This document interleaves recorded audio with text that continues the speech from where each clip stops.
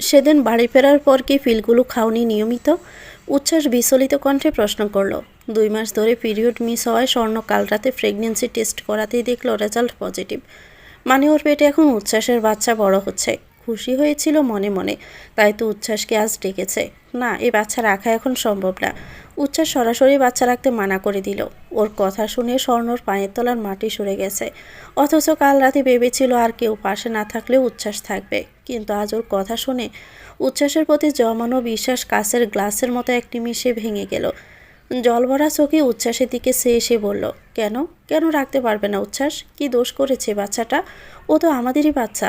শোনো, এই বাচ্চাটা রাখার জন্য তোমাকে আমাকে বিয়ে করতে হবে, কিন্তু আমি তোমাকে বিয়ে করতে পারবো না। উচ্ছ্বাস হৃদয়হীনের মতোই জবাব দিল। তাহলে 2টা বছর ধরে আমাকে ভালোবাসলে কেন? কেন এই সন্তান দিলে আমাকে? আমার কোনো দোষ ছিল না। যা হয়েছিল তাতে তোমারও সম্মতি ছিল, আর তোমার অসাবধানতাও ছিল। কতবার বলেছিলাম ফিলগুলো খেয়ে নাও, কিন্তু তুমি খাওনি। আসলে আমাকে ফাঁসানোর ইচ্ছে ছিল তোমার, তাই না? এজন্যই এমন করেছিলে। আমার সম্মতি ছিল না উচ্ছ্বাস, তুমি আমাকে জোর করেছিলে। আমি নিজের ভালোবাসা বাঁচাতে বাধ্য হয়েছিলাম, আর সেদিন ফিলও নিয়েছিলাম আমি। কিন্তু যার আশা সে তো আসবেই। কিন্তু যত যাই বলো, আমি বিয়েটা করতে পারছি না এখন। তুমি গর্ভপাত করো, এতে কেউ কিছু জানবেও না। তুমিও সেফ আর আমিও। ঘৃণায় মনটা বিষিয়ে উঠল স্বর্ণের। 2টা বছর ধরে এমন নিকৃষ্ট একটা মানুষকে সে ভালোবেসেছিল। ভাবতে মরে যেতে ইচ্ছে করে, কিন্তু মরলে তো হবে না, বেঁচে থাকতে হবে। স্বর্ণ চোখ মুছে শেষাত্মক হেসে বলল, ডোন্ট ওয়ারি, তুমি এমনিতেও সেফ। আমি কাউকে কিছু জানাবো না, আর তোমার বিরুদ্ধে না কোনো অ্যাকশন নিব। ধরো এই 2 বছর অভিনয়ের পুরস্কার এটা। কথাগুলো বলে স্বর্ণ উল্টো দিকে হেঁটে চলল। নিগড় যাতনায় বিষিয়ে উঠেছে শরীর মন। জীবনে কারো থেকে এভাবে ঠকে যাবে ভাবেনি, কিন্তু মানুষ যেটা ভাবে না সেটাই হয়। উচ্ছ্বাসের সাথে পরিচয় হয় স্বর্ণের। কথায় কথায় জানতে পারি ওর ভার্সিটিরই সিনিয়র উচ্ছ্বাস। এরপর ক্যাম্পাসে দেখা সাক্ষাৎ, বন্ধুত্ব, প্রেম, হাসি কান্না, খুনসুটি, এই সব এখানেই। আর বিদায়টাও। বিষণ্ণ মনে বাসায় ফিরে দরজা আটকে বিছানায় শুয়ে বালিশে মুখ গুজে রাখলো স্বর্ণ। বাহিরে নিহারিকা খানম ডাকছেন খেতে। না পারতে স্বর্ণ জবাব দিল, আমি এখন খাবো না মা, মাথা ব্যথা করছে, ঘুমাবো। স্বর্ণের কথা শুনে নিহারিকা খানম আর মেয়েকে বিরক্ত করলেন না। কাঁদতে কাঁদতে ঘুমিয়ে পড়েছিল স্বর্ণ। শেষ বিকেলে খিদের তাড়নায় ঘুম ভাঙল ওর। বিছানা ছেড়ে গায়ে ওড়না চাপিয়ে হাত মুখ ধুয়ে কিচেনে গেল। নিহারিকা খানম কিচেনেই ছিলেন, দুধ গরম করেছিলেন নাতির জন্য। স্বর্ণকে দেখে বললেন, উঠেছিস, যা এখন খেয়ে নে। স্বর্ণ অল্প ভাত তরকারি নিয়ে খেতে বসলো। খাওয়ার রুচি নেই, ভালো লাগে না খেতে, আবার পেটে খিদেও আছে। যে আলু তরকারি আগে চেটেপুটু খেত, আজকে সেটাও বিষের মতো লাগছে। কোনো মতে খেয়ে উঠে পড়ল, কিন্তু শরীর কুলিয়ে উঠল না। দৌড়ে গিয়ে ওয়াশরুমে বমি করে দিল। নিহারিকা খানমও দ্রুত গেলেন মেয়ের পিছনে, মাথায় পানি দিলেন, পানিও খাওয়ালেন, মুখ ধুইয়ে দিয়ে বললেন, কত করে বলি শরীরে যত্ন নিন, নিশ্চিত গ্যাস্ট্রিক বেড়েছে। স্বর্ণ মায়ের কথা কিছু বলল না, কেবল মলিন হাসল। নিয়তিতে কি এসবই ছিল? ছোটবেলা থেকে অভাব অনটনে বড় হয়েছে স্বর্ণ। বাবা মারা যাওয়ার পর বড় ভাই সংসারের হাল ধরে। তখন থেকে বাস্তবতা বুঝতে শিখেছে। অনেক কষ্টে এ পর্যন্ত এসেছে। এত বছর সংসারের জন্য করার পর এখন আর কিছুই করতে চায় না বড় ভাই। অবশ্য ওরও তো সংসার, বউ বাচ্চা আছে। ভাবি চাইছে ওকে বিয়ে দিয়ে তাড়াতে। এতদিন তো উচ্ছ্বাসের ভরসায় ছিল বলে এসব গায়ে লাগেনি, কিন্তু এখন কি করে এসব সামলাবে? কারো কাছে বা বলবে কেমন করে নিজের সর্বনাশের কথা? মা শুনলে নিশ্চিত মরেই যাবে। বড় ভাই ভাবি একেবারে মুখ ফিরিয়ে নিবে। সমাজ সিসি করবে, পাড়া প্রতিবেশী ধিক্কার দিবে। তখন বোধহয় মৃত্যু ছাড়ার কোনো পথ থাকবে না। অস্থিরতায় মাথা চক্কর দিয়ে ওঠে স্বর্ণের। চিন্তায় মস্তিষ্ক বিক্ষিপ্ত। কি করবে? গর্ভপাত করবে নাকি রাখবে এই বাচ্চাটা? এই বাচ্চাটা আসলে অনেক ঝড়ঝাপটা পোহাতে হবে, আর গর্ভপাত করলে কেউ জানবেও না। ভালো কোনো জায়গায় বিয়ে হয়ে যাবে, স্বামী সন্তান নিয়ে সুখের সংসার করতে পারবে। এক মুহূর্তের জন্য নিজেকে চরম স্বার্থপর বলে মনে হলো স্বর্ণর। মন মানছে না গর্ভপাত করতে, কিন্তু পরবর্তীতে যা হবে তা সামলাবে কি করে? সারা রাত চিন্তা করে স্বর্ণর মনে হলো গর্ভপাত করাই ভালো হবে। এছাড়া আর কিছু করার নেই। এই সমাজে টিকতে হলে স্বার্থপর হতেই হবে, যেমনটা উচ্ছ্বাস হয়েছে। সকাল হতে বেরিয়ে পড়ল স্বর্ণ। মনে মনে নিজেকে শক্ত করলো। ক্লিনিকে এসে ডাক্তারের সাথে কথা বলে আলট্রাসোনোগ্রাফি করা হলো। ডাক্তার বলল আজকে 2টো অপারেশন আছে, কাল আসলেই করে দিবে। স্বর্ণ রিপোর্টটা নিয়ে বাসায় এলো, গোপনে আলমারিতে লুকিয়ে রাখলো। কোনোভাবেই এটা কারো হাতে পড়া যাবে না। রিপোর্টটা লুকিয়ে রান্নাঘরে এলো সে। তাকে দেখে সীমা ভাবি মুখ বাঁকিয়ে বলল, এলে তবে? আমি তো ভেবেছিলাম আসবেই না। স্বর্ণ কথা বলল না, কথায় কথা বাড়ে। স্বর্ণ কোনো উত্তর না দেওয়ায় সীমা হুকুমের স্বরে বলল, রান্নাগুলো করে রাখো ঠিক মতো, আমি সাব্বিরের স্কুল যাচ্ছি। স্বর্ণ মাথা নাড়ল কেবল। রান্না সেরে না খেয়ে বেরিয়ে পড়ল স্বর্ণ। টিউশনি করাতে যেতে হবে। দুপুর থেকে সন্ধ্যা পর্যন্ত 3টা বাচ্চাকে সে পড়ায়। টিউশনি শেষ করে বাসায় ফিরে রান্নাঘরে গিয়ে সন্ধ্যার নাস্তা আর রাতের খাবার ঠিক করলো। সবাইকে খেতে দেওয়ার পর মনে পড়ল আজ সারাদিন পেটে কিছুই পড়েনি। সবার খাওয়া শেষ, অল্প ভাত তরকারি নিয়ে রুমে আসতে দেখল ওর রিপোর্টগুলো হাতে নিয়ে মা বসে আছে, দৃষ্টি নত, চোখ দিয়ে নিঃশব্দে জল গড়াচ্ছে। দৃশ্যটা দেখে স্বর্ণর বুকটা মোচড় দিয়ে উঠল। এই বুঝি সব শেষ হয়ে গেছে। স্বর্ণ কাঁপা গলায় ডাকলো, মা। নিহারিকা খানম জল ভরা চোখে মেয়ের দিকে চাইলেন। এই দৃষ্টিতে একরাশ বেদনা, ঘৃণা লুকিয়ে আছে। নিজেকে ব্যর্থ মনে হচ্ছে, মা হিসাবে ব্যর্থ। আর্তনাদ করা কণ্ঠে নিহারিকা খানম বললেন, মা বলে ডাকবি না তুই আমাকে, তোর মা মরে গেছে। স্বর্ণ ছুটে এসে মায়ের পায়ের উপর গিয়ে পড়ল, পা জড়িয়ে ধরে কাঁদতে কাঁদতে বলল, আমাকে মাফ করে দাও মা, মা মরে যাব আমি, এমন করো না, মরেই তুই যা। নিহারিকা খানম ঘৃণা ভরা কণ্ঠে বলে রিপোর্টগুলো ফেলে রেখে চলে গেলেন ঘর থেকে। স্বর্ণ বাঁধ ভাঙা কান্নায় ভেঙে পড়ল। মায়ের চোখে নিজের জন্য ঘৃণা সে কিছুতেই মেনে নিতে পারছে না। এরপর যখন সবাই জানবে তখন সবাই তাকে ঘৃণা করবে। এই ঘৃণার জীবন কি করে মানবে সে? কাঁদতে কাঁদতে ঘুমিয়ে পড়ল স্বর্ণ। আজ আর খাওয়া হলো না। ভাতের প্লেটটাও পড়ে আছে অবহেলায়। চুলগুলো এলোমেলো হয়ে উঠছে, গাল জুড়ে নোনা পানির আস্তরণ। এভাবেই কেটে গেছে রাত। ভোরের আলো ফুটতে ঘুম ছুটে গেল ওর। ভাতের প্লেটের দিকে তাকিয়ে মনে পড়ল কাল রাতেও তার খাওয়া হয়নি। ক্ষুধায় পেট জ্বলছে। স্বর্ণ কোনো রকম হাত ধুয়ে এসে রাতের বাসি ভাতটাই খেয়ে নিল। খাওয়া শেষে প্লেট নিয়ে কিচেনে গেল। এখনও কেউ উঠেনি ঘুম থেকে। প্লেট ধুয়ে মায়ের রুমের দিকে পা বাড়ালো। ভিতর থেকে দরজা বন্ধ। ভয় পেয়ে গেল স্বর্ণ। দ্রুত পাশের জানালার কপাটে ধাক্কা দিল। একটা কপাট খোলাই আছে, সেখানে চোখ রাখতে দেখলো মা শুয়ে আছে বিছানায়। চিন্তামুক্ত হয়ে আবারও রান্নাঘরে পা বাড়ালো সকালের নাস্তা বানানোর জন্য। নাস্তা তৈরি হতে হতে বাইয়া ভাবি উঠে গেল। বাইয়া রেডি হয়ে আসার আগে স্বর্ণ নাস্তা দিয়ে দিল টেবিলে। সবাই নাস্তা খেতে বসেছে, শুধুমাত্র নিহারিকা খানম আসেনি। সীমা ভাবি বলল উনি অসুস্থ, পরে খাবেন। খেতে খেতে বড় ভাই বলল, স্বর্ণ, বিকেলে টিউশনিতে যাস না, তোকে দেখতে আসবে আমার বন্ধু। ভাইয়ের কথার মাঝেই সীমা ভাবি বলল, তোমার বন্ধু সুমনের কথা বলছো? হ্যাঁ। ও আচ্ছা, ওর তো আগে এক বিয়ে হয়েছিল। হোক, তাতে কি, বেশি দিন তো টিকেনি, মাত্র 6 মাসের সংসার। আর ছেলেটা ভালোই। ওই চেয়েছ স্বর্ণকে দেখতে। হ্যাঁ তা ঠিক, এর চেয়ে ভালো ছেলে আর তোমার বোন পাবেও না। বহু কষ্টে চোখের পানি লুকিয়ে ফেলল স্বর্ণ। সবার নাস্তা খাওয়া শেষ হওয়ার পর সব কিছু গুছিয়ে স্বর্ণ বের হতে যাবে, সেই সময় সীমা বলল, কোথায় যাচ্ছ? এই তো ভাবি, একটু কাজ ছিল। এখন কোথাও যাওয়ার দরকার নেই। তোমার ভাইয়া বলেছে তোমাকে নিয়ে পার্লারে যেতে। কিন্তু ভাবি, আমার জরুরি কাজ আছে ভার্সিটিতে। কালকে যেও, আজকে না। স্বর্ণ আর কথা বাড়ালো না, চুপচাপ সোফায় বসে রইল। কিছুক্ষণ পরই সীমা সেজেগুজে এসে বলল, চলো। স্বর্ণ বিনা বাক্যে সীমাকে অনুসরণ করল। পাল্লা থেকে বেরিয়ে স্বর্ণকে বাসায় যেতে বলে সীমা চলে গেল ছেলের স্কুলের দিকে।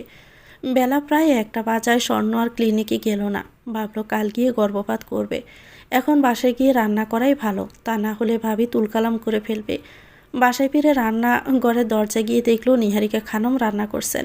মাকে দেখে সামনে যাবে কি না তাই ভাবছে স্বর্ণ। দেখে যদি রেগে যায়। স্বর্ণ এসব ভাবতে ভাবতেই নিহারিকা খানম শান্ত কণ্ঠে বললেন, ভাতের মারটা ফেলে দে। স্বর্ণ মায়ের আদেশ পেয়ে তাড়াতাড়ি করে চলে এলো মার ফেলতে। উত্তেজনায় গরম পাতিলে সেকা লাগছে হাতে, তবুও সেদিকে ভ্রুক্ষেপও করল না। নিহারিকা খানম আলু ভর্তা স্বর্ণের দিকে বাড়িয়ে দিয়ে বললেন, দেখ তো নবল হয়েছে কি না। স্বর্ণ অবাক চোখে তাকিয়ে আছে তার মায়ের দিকে। সব জানার পর মা যে কথা বলবে এটা বিশ্বাসই করতে পারছে না স্বর্ণ। কোনো মতে ভর্তায় লবণ শেখে নিয়ে মাথা নাড়ল। নিহারিকা খানম এবার দৃঢ় কণ্ঠে প্রশ্ন করলেন, কি সিদ্ধান্ত নিবি? কি করবি বাচ্চাটা? অ্যাবর্শন করব। নিহারিকা খানম হঠাৎই চড় মারলেন স্বর্ণর গালে। স্বর্ণ গালে হাত দিয়ে কান্নার চোখে মায়ের দিকে তাকালো। নিহারিকা খানম আগুন কণ্ঠে মেয়েকে বললেন, নষ্টামি করার সময় মনে পড়েনি? এখন কেন এই নিষ্পাপ বাচ্চাটাকে মারবি? তোদের অপরাধের ফল ও কেন ভুগবে? ওর কি দোষ? দোষ তোর আর ওই ছেলেটার। ওই ছেলের ফোন নাম্বার দে, আমি কথা বলবো। স্বর্ণ ফুপিয়ে কেঁদে উঠল। ভাঙা ভাঙা স্বরে বলল, মা, ও আমাকে ছেড়ে চলে গেছে। ও এই বাচ্চাকে অস্বীকার করছে। আমাদেরকে ও নিতে চাচ্ছে না। ও ওর বাসা চিনিস? ওর বাবা মায়ের সাথে কথা বলবো। এভাবে একটা মেয়ে সর্বনাশ করে দায়িত্ব এড়াতে পারবে না। না মা, আমি জোর করে ওর জীবনে থাকতে চাই না। নিহারিকা খানম কঠিন চোখে সে বললেন, তাহলে কি চাস?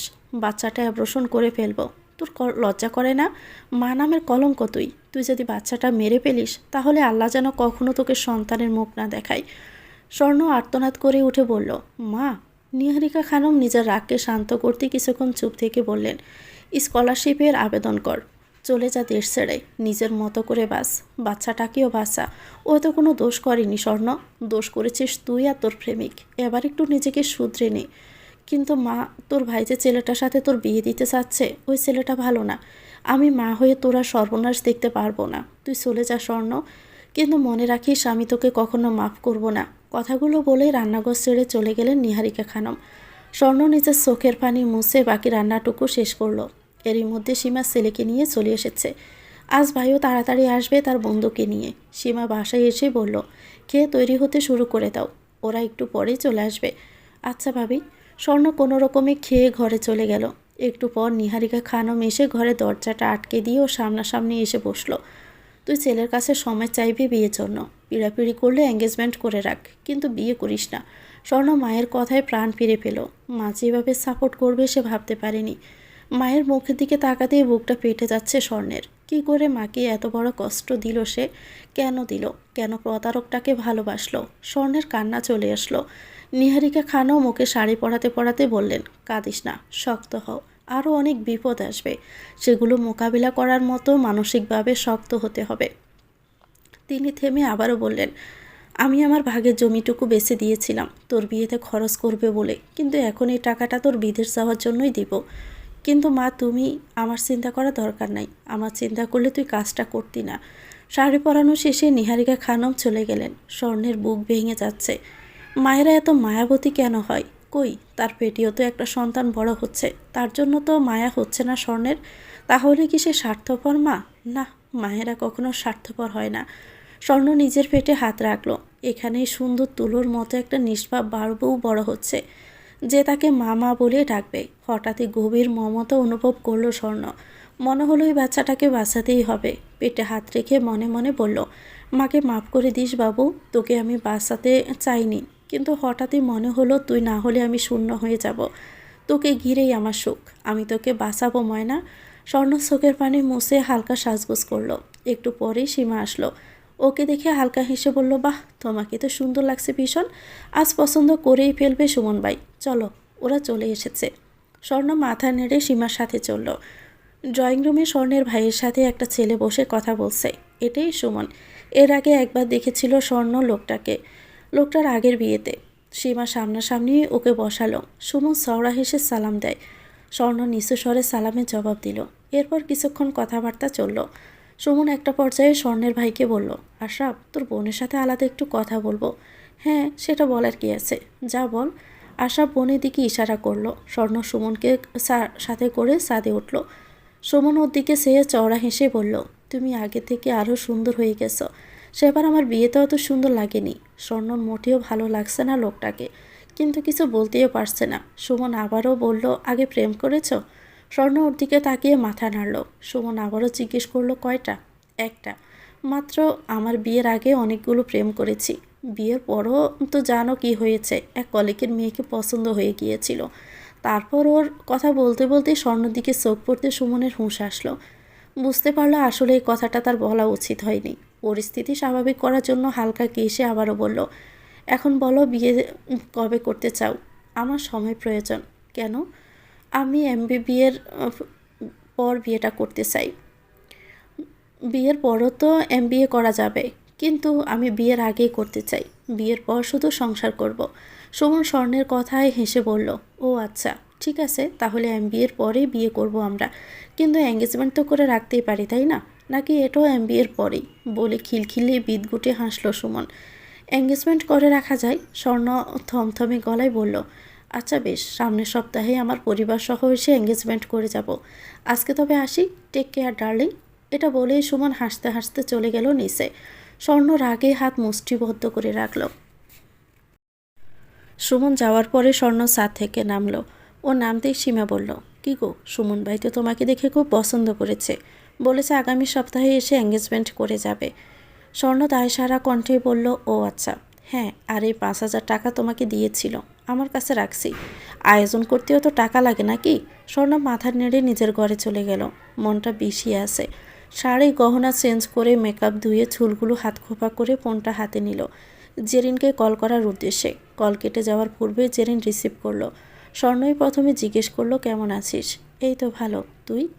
ভালো। আচ্ছা শোন, স্কলারশিপের জন্য আবেদনের ডেট কি শেষ? না, কালই লাস্ট ডেট। কেন বলতো? আমি আবেদন করব। উচ্ছ্বাস ভাইয়া জানে? ওকে জানতে হবে কেন? ওর সাথে আমার আর কোনো লেনা দেনা নাই।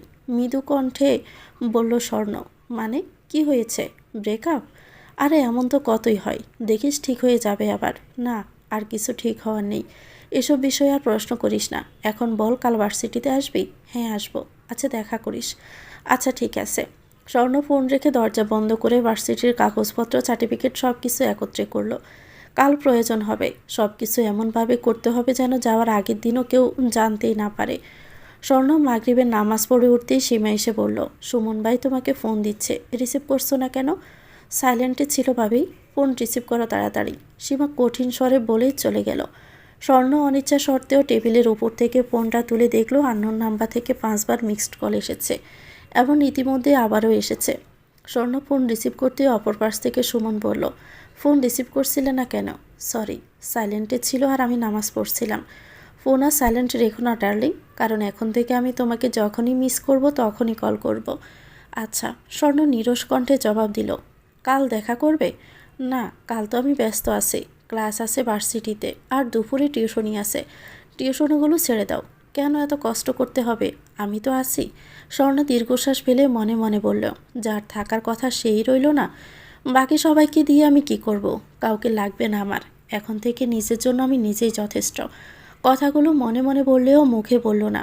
মাসের মাঝখানে তো এখন ছাড়া যাবে না, গার্ডিয়ানরা ছাড়তে দিবে না, মাস শেষে ছেড়ে দিব। সুমন কিছুটা বিরক্ত নিয়ে বলল, এত ব্যস্ত থাকলে তোমার সাথে সময় কাটাবো কখন? ব্যস্ত কি আমার নেই? আমিও তো ব্যস্ততা পেলে তোমার সাথে দেখা করতে চাইছি, তুমি কেন পারবে না? সরি, কি আর করার, চাপ যাচ্ছে ভীষণ। বিয়ের পর আপনাকেই সময় দিব। বিয়ের পর দিয়ে কি হবে? বিয়ের আগেই দিতে হবে। তোমাদের মেয়েদের যত সব বাহানা। কাল সন্ধ্যায় দেখা করবে? সন্ধ্যায় তো বের হতে পারবো না, আপনি চাইলে বাসায় আসতে পারেন। উফ, তুমি এত ব্যাকডেটেড কেন? বাসায় এত মানুষের সামনে আমরা কিভাবে সময় কাটাবো? আমি কিছু জানি না, তুমি কাল সন্ধ্যায় দেখা করবেই আমার সাথে। কিন্তু ভাইয়া, স্বর্ণের কথা থামিয়ে সুমন বলল, আশাপ কিছু বলবে না, আমি ওর সাথে কথা বলে নিব। ওকে ভাই। স্বর্ণ আর কোনো কথা না শুনে ফোন রেখে দিল সুমন। স্বর্ণ ফোনটা বিছানায় ছড়ে ফেলে চোখ বুজে রইল বালিশে। হঠাৎই কারো হাতের স্পর্শ পাওয়ায় চোখ খুলল স্বর্ণ। নিহারিকা খানম মেয়ের মুখের দিকে চেয়ে বললেন, স্কলারশিপের আবেদন করবি কবে? লাস্ট ডেট কালকে। কালই করব। কাগজপত্র সব ঠিকঠাক আছে তো? হ্যাঁ, সব ঠিক করে রেখেছি। আচ্ছা, খুব সাবধানে। স্বর্ণ মাথা দোলালো। মাকে পেয়ে চোখের পানিগুলো বাদ মানছে না। টাইটুম্বুর করছে অক্ষে কঠোরে, যে কোনো সময়ে যেন ঢল নামবে। নিহারিকা খানম উদ্বিগ্ন কণ্ঠে বললেন, কি হয়েছে তোর? মা, এত কষ্ট হচ্ছে কেন আমার? নিহারিকা খানম মেয়েকে বুকে জড়িয়ে ধরে বললেন, ধৈর্য ধর মা, এখন তো যেটা দরকার সেটা হলো প্রচুর ধৈর্য। দাঁতে দাঁত কামড়ে থাক, সময়ও তোরও ফিরবে, বিশ্বাস রাখ। স্বর্ণ চোখের পানি মুছে দৃঢ় কণ্ঠে বলল, মা, তোমার মেয়ে পারবেই, আমি জানি। নিহারিকা খানম মেয়ের সাথে কিছুক্ষণ থেকে চলে গেলেন। মা যাওয়ার পর স্বর্ণ রান্নাঘরে গেল রাতের খাবারের আয়োজন করতে। আজ ভাইয়া ভাবি আর আজমান বাসায় খাবে না, ওদের দাওয়াত আছে কলেকের বিয়েতে, তাই শুধু মায়ের জন্য আর নিজের জন্যই রাঁধবে। স্বর্ণ অল্প করে খিচুড়ি বসালো, মরিচার শুটকি ভর্তা আর সাথে বড়ইয়ের আচার। রান্না শেষ করে মায়ের রুমে গেল। এশার নামাজ পড়ছে নিহারিকা খানম। নামাজ পড়তে দেখে স্বর্ণ আর ডাকলো না। ডাইনিংয়ে খাবার সাজিয়ে আরেকটু পর গিয়ে মাকে ডেকে বলল, মা, খাবে এসো। কি করেছিস আজ? খিচুড়ি খেতে মন চাচ্ছিল, তাই খিচুড়ি, মরিচ, শুটকি ভর্তা আর আচার। নিহারিকা খানম হালকা হেসে বললেন, চল খেতে খেতে কোনো মুভি দেখি, অনেক দিন হলো কোনো মুভি দেখি না। আচ্ছা আসো। স্বর্ণ আর নিহারিকা খানম খেতে খেতে টিভিতে শাহরুখ খানের দিলওয়ালে দুলহানিয়া লে জায়েঙ্গে দেখতে লাগলো। খাওয়া শেষে সব কিছু গুছিয়ে আসতে সীমা ফোন দিয়ে বলল, ওরা আজকে আর আসবে না, কাল সকালে আসবে। সীমার সাথে কথা বলে স্বর্ণ মায়ের ঘরে চলে গেল। আজ মায়ের সাথে ঘুমাবে। নিহারিকা বেগম বিছানা তৈরি করছিলেন ঘুমানোর জন্য। স্বর্ণকে দেখেই বললেন, তুই জেগে থাকিস না, ঘুমিয়ে যা, ওরা আসলে আমি খুলব। ওরা আজ আসবে না মা? ফোন করেছিল? হ্যাঁ, ভাবি ফোন করে বলেছিল। আচ্ছা, তাহলে শুয়ে পড় মা, আমি আজ তোমার কাছে ঘুমাই। নিহারিকা খানম মেয়ের দিকে তাকিয়ে কোমল স্বরেই বললেন, চলে আয়। স্বর্ণ খুশি মনেই মায়ের সাথে শুয়ে পড়ল, মাকে জড়িয়ে ধরে রাখলো। নিহারিকা খানম দোয়া দুরুদ পড়ে মাথায় পোঁ দিয়ে মাথায় হাত বুলাতে লাগলেন। স্বর্ণ মায়ের স্নেহের পরশে সহজেই ঘুমিয়ে পড়ল। নিহারিকা খানম মেয়ের দিকে তাকিয়ে দীর্ঘশ্বাস ফেলেই বললেন, হে আল্লাহ, আমার মেয়েটাকে তুমি মাফ করে দাও, ওর সহায় হও, ওকে ধৈর্য দাও, অনেক ধৈর্য দাও ওকে, ও যেন ভেঙে না পড়ে। নিহারিকা খানম স্বর্ণের মাথায় চুমু দিয়ে জড়িয়ে ধরে রাখলেন। সকালে মা মেয়ে মিলে নাস্তা বানিয়ে একসাথে নাস্তা করলো। নাস্তা শেষে নিহারিকা খানম বললেন, তুই গিয়ে স্কলারশিপে আবেদনটা সেরে আয়, আমি এদিকটা সামলে নিচ্ছি। আচ্ছা মা। স্বর্ণ কাগজপত্র নিয়ে বেরিয়ে পড়লো ভার্সিটির উদ্দেশ্যে। ক্যাম্পাসে হাঁটতে হাঁটতে খেয়াল করলো অদূরে উচ্ছ্বাস আর ওর বন্ধু বান্ধব মিলে আড্ডা দিচ্ছে। স্বর্ণ নিজেকে সামলে নিল, ইচ্ছার বিরুদ্ধে নিয়ন্ত্রণ করলো নিজেকে। সেদিকে আর তাকালো না। জেরিনের সাথে দেখা করে আবেদনের কাজ সম্পূর্ণ করলো। তারপর ভার্সিটি থেকে বের হওয়ার সময় আবার উচ্ছ্বাসকে দেখল। এখন একটা মেয়ের সাথে। এই মেয়েটা বেশ জুনিয়র, এবার অনার্স ফার্স্ট ইয়ারে। স্বর্ণ চেনে, উচ্ছ্বাসের নাকি পরিচিত। আজ সেই মেয়ের সাথে ওকে দেখে স্বর্ণের ভিতরটা কেমন জ্বলছে। ঘৃণার দৃষ্টিতে চোখজোড়া ফিরিয়ে নিয়ে ভার্সিটি থেকে বেরিয়ে গেল। নিজেকে স্বাভাবিক করে টিউশনিতে গেল। সুমন ফোন করেছে দুবার, ইচ্ছে করেই স্বর্ণ রিসিভ করেনি। সুমন এবার টেক্সট করলো, পিক আপ দ্য ফোন। স্বর্ণ দেখেও ফোন ফেলে রাখলো। ভালো লাগছে না কিছুই। পৃথিবীতে ভালোবাসা বলতে কিছুই নেই, সব কিছুই মোহ। মোহ কেটে গেলে সব কিছু শেষ। টিউশনি থেকে ফিরে গোসল করে খেয়ে বিশ্রাম নিচ্ছিল স্বর্ণ। প্রয়োজনীয় একটা কাজে ফেসবুকে এসেছে, কিন্তু নিউজ ফিডে চোখ পড়তে দেখলো কিছুক্ষণ আগে উচ্ছ্বাস আর ওই মেয়েটা রিলেশনশিপ স্ট্যাটাস দিয়েছে। স্বর্ণ বড় একটা শ্বাস নিয়ে নিজেকে দাঁতস্থ করে ব্লক করে দিল দুজনকেই। এরপর ফোনটা রেখে বিছানায় হেলান দিয়ে শুয়েছিল। কখন যে ঘুমিয়ে পড়েছে নিজেও বলতে পারবে না। মাগরিবের আজানের শব্দে ঘুম ভেঙেছে স্বর্ণর।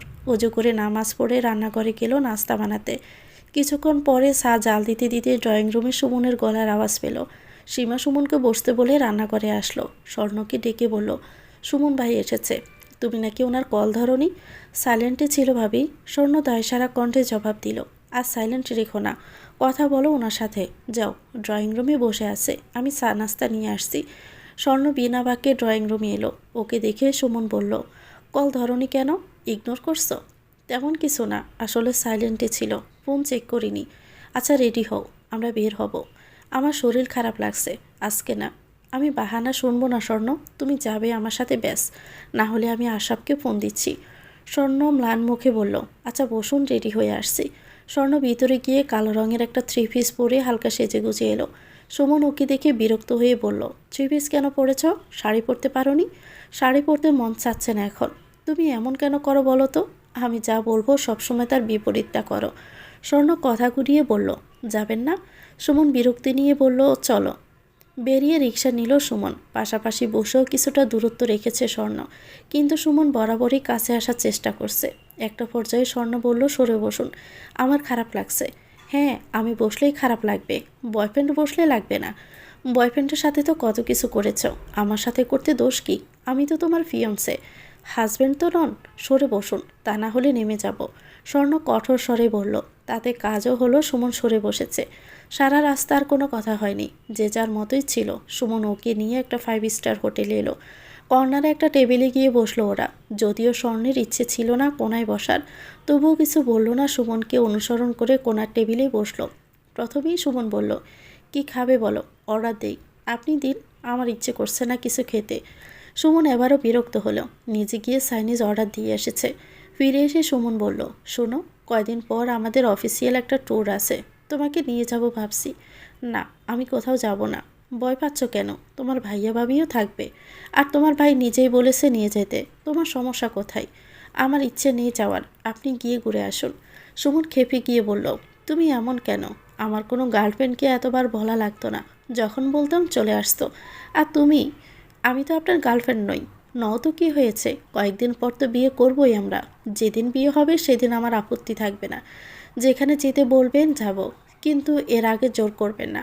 জোরাজুরি আমার ভালো লাগে না। আমি তোমার এত কথা শুনবো না, তুমি যাবে মানে যাবেই, এ নিয়ে আর কোনো কথাও বলবে না। স্বর্ণ কিছু বলল না, নীরব হয়ে রইল। তবে মেনে নিল না, সে যাবে না কিছুতেই। কিন্তু সেটা আর প্রকাশ করলো না। খাবার আসার পর খাওয়া দাওয়া করে বেরিয়ে পড়লো ওরা। সুমন ওকে নিয়ে একটা শপিং মলে গেল। প্রথমে শাড়ির কর্নারে ঢুকলো। সুমন জামদানি শাড়ি দেখানোর জন্য বলল। বিভিন্ন ডিজাইনের জামদানি শাড়ি রাখা হলো ওদের সামনে। সুমন বলল, পছন্দ করো, যে কয়টা পছন্দ হবে সব কিনে দিব। স্বর্ণ কিছুক্ষণ শাড়িতে চোখ বুলিয়ে বলল, কালো জামদানিটা সুন্দর। কি, কালো জামদানি তোমার ভালো লেগেছে? আমার তো খ্যাত লাগছে, তোমাকে হলুদ জামদানিতে মানাবে। বলে সুমন হলুদ একটা জামদানি দিল স্বর্ণকে। বলল, পরে এসো তো, পড়তে ইচ্ছে করছে না। এত কথা আমি শুনছি না, যা বলছি করো। সুমন কঠোর গলায় বলল। স্বর্ণ আর কথা বাড়ালো না, শাড়ি নিয়ে চলে গেল চেঞ্জ করতে। কিন্তু রংটা একদমই ভালো লাগছে না ওর। হলুদ শাড়ি পরে বেরিয়ে আসতে সুমন বলল, ভালো লাগছে না তেমন? এখন যাও, খয়েরি রঙেরটা পরে এসো। স্বর্ণ আবার গেল চেঞ্জ করতে। এভাবে 5টা শাড়ি বদলানো ওকে দিয়ে।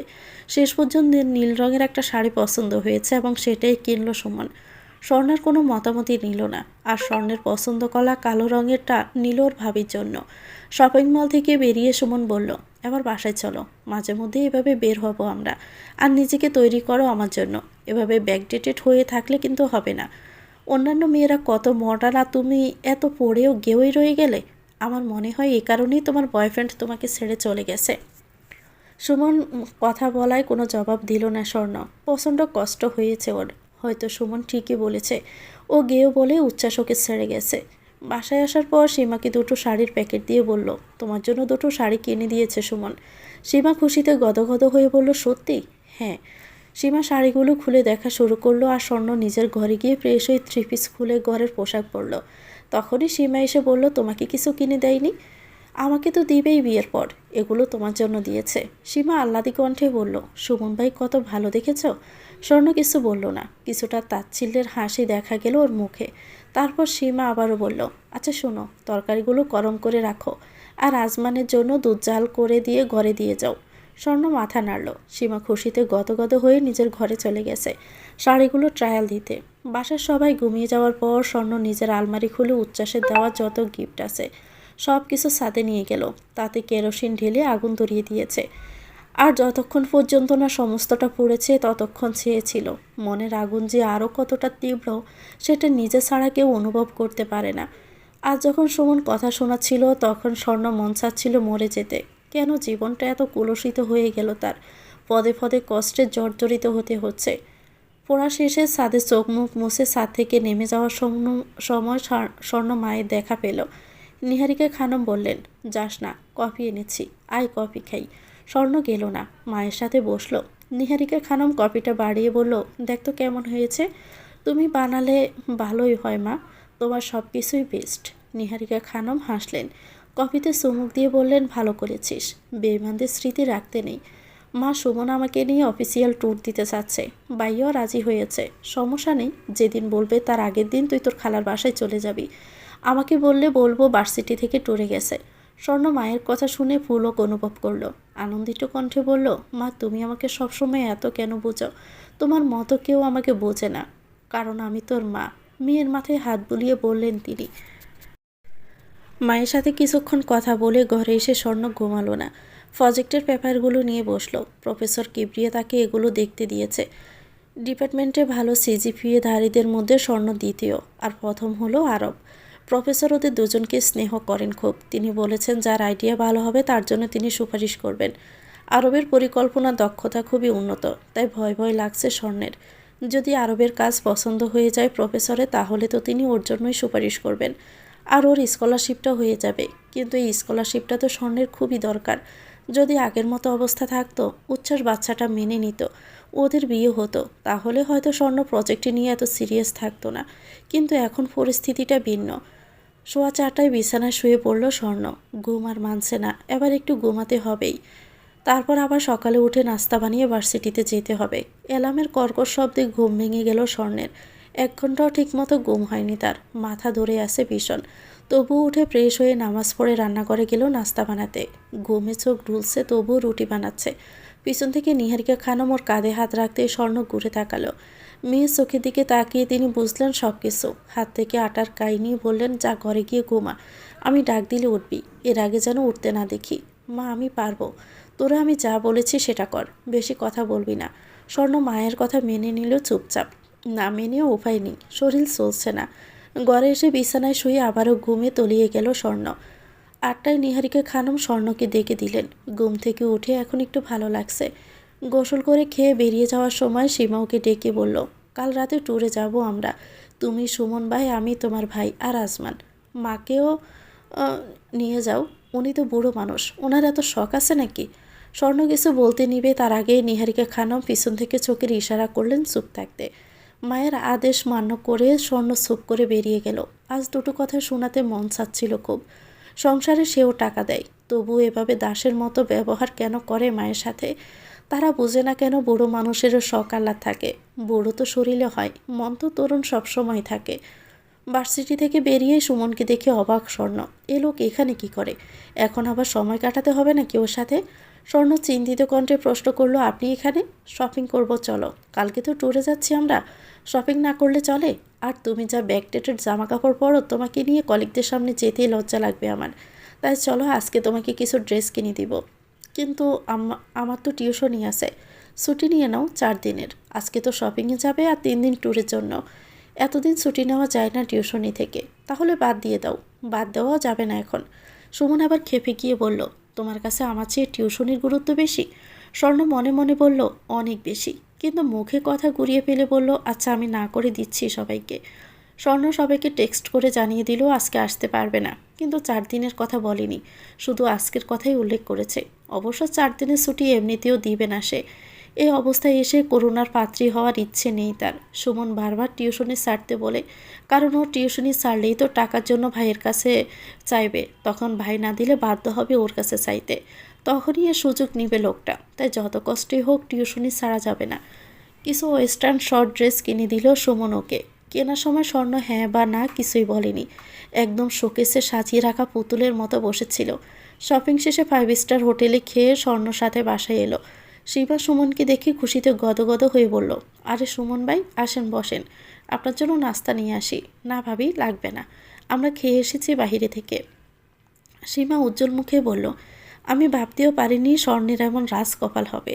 নিজের প্রশংসা শুনে গর্বে বুক ফুলে উঠল সুমনের। তারপর স্বর্ণকে ঠেস দিয়ে বলল, আপনি বুঝলে কি হবে ভাবি, আপনার ননদ তো বোঝে না। স্বর্ণ সব শুনল কিন্তু কিছু বলল না।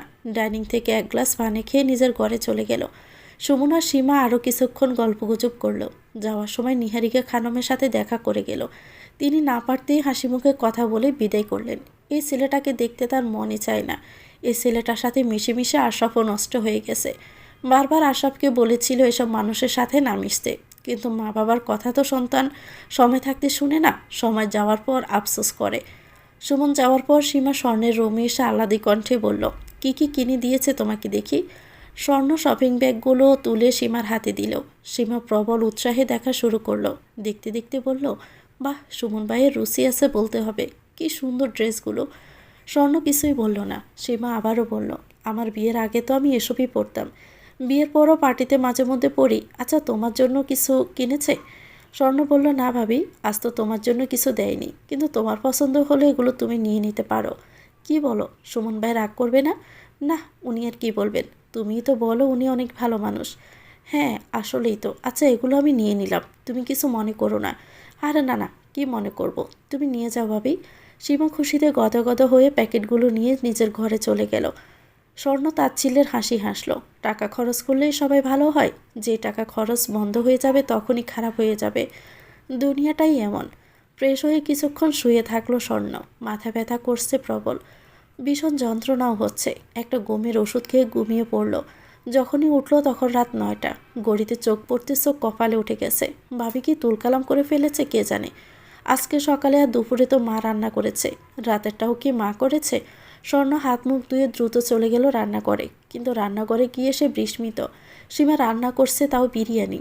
বিরিয়ানির গন্ধে সারা ঘর সুবাসিত। ওকে দেখে সীমা বলল, ঘুম হলো তোমার? হ্যাঁ ভাবি, দাও আমি করি। না, তোমার করা লাগবে না, তুমি গিয়ে আসমানের সাথে টিভি দেখো, আমি তোমার জন্য কফি নিয়ে আসি। স্বর্ণ বিস্ময়ের দখল সামলাতে পারছে না। কি কি বলছে এগুলো ভাবি? সে কফি বানাবে তাও ওর জন্য? কানে কি ভুল শুনেছে? স্বর্ণকে এভাবে দাঁড়িয়ে থাকতে দেখে সীমা বলল, আরে বাবা যাও না, আমি কফি নিয়ে আসছি। স্বর্ণ মাথা নেড়ে বিস্মিত নয়নে বেরিয়ে ড্রয়িং রুমে এলো। ড্রয়িং রুমে বসে আজমান কার্টুন দেখছে। স্বর্ণ ওর সাথে বসলো, কিন্তু টিভিতে মন নেই ওর। ঠিক কী কারণে ভাবির এত পরিবর্তন? মস্তিষ্কে একটু চাপ দিতে স্বর্ণ বুঝলো বিকেলের ড্রেসগুলো দেওয়াতে মহা পরিবর্তন সাধিত হয়েছে। তবে স্থায়িত্ব একদিনের বেশি হবে না কোনোভাবেই। স্বর্ণ মায়ের কথা মতো কাউকে কিছু না জানিয়ে খালার বাসায় চলে গেল। আজ খালার বাসায় থাকবে আর কোনোভাবেই মা ব্যতীত কারো ফোন ধরবে না। বিশেষ করে সুমনের ফোন তো ধরবেই না। অবশ্য আজ সারাদিনে মাত্র একবার ধরেছিল, তাতে সারার নাম নিচ্ছিল না লোকটা। ট্যুরে গিয়ে কী করবে না করবে তার বৃত্তান্ত দিচ্ছিল। মেজাজ খারাপ হওয়ায় স্বর্ণ কিছু না বলেই খট করে লাইন কেটে দিয়ে সাইলেন্ট করে রেখেছিল। এই লোকটার সাথে যখনই কথা হয় তখনই মেজাজ খারাপ হয়ে যায়। যদি এর সাথে বিয়ে হয় তাহলে সংসার কতটা দুর্বিষহ হবে সেটা আর ভাবা যাচ্ছে না। স্বর্ণর খালার 2 মেয়ে, দুজনেরই বিয়ে হয়ে গেছে। এখন বাসায় খালা আর খালু ছাড়া কেউ থাকে না। স্বর্ণকে প্রায় যেতে বলে, কিন্তু স্বর্ণই যায় না। আজ দেখেই খুশিতে জড়িয়ে ধরে চুমু খেলেন তিনি। খালু ওর প্রতি বেশ আন্তরিক। স্বর্ণ এসেছে শুনে আপ্যায়নে তোড়জোড় লেগে গেছে। খালা ওকে নিজের বড় মেয়ের রুমে থাকতে দিলেন। এই ঘরে এর আগেই অনেকবার এসেছে স্বর্ণ। খালাতো বোনদের সাথে সম্পর্কও ভালো। দুইজনের ওর বড়, বিয়েও হয়েছে কিছু বছর আগে। এখন দুজনেরই সন্তান আছে। এবার স্বর্ণের পালা ছিল, কিন্তু স্বর্ণ ফ্রেশ হয়ে প্যানের নিচে বসতে খালা হরেক পদের নাস্তা এনে হাজির করলো। স্বর্ণ মৃদু আপত্তি করে বলল, এসবের কি দরকার ছিল বলো তো? চুপ, তোর থেকে শুনতে চেয়েছি। খা তাড়াতাড়ি। আসিসই তো না, যবে থেকে দুটোর বিয়ে হলো তোকেও আর দেখা যায় না। ওরা তো সংসারের জন্য আসতে পারে না, তুই কেন আসিস না? পর হয়ে গেছি আমরা। আর এত শুকিয়ে গেছিস কেন? স্বর্ণ হেসে বলল, তুমি আর মা একই কথা বলো।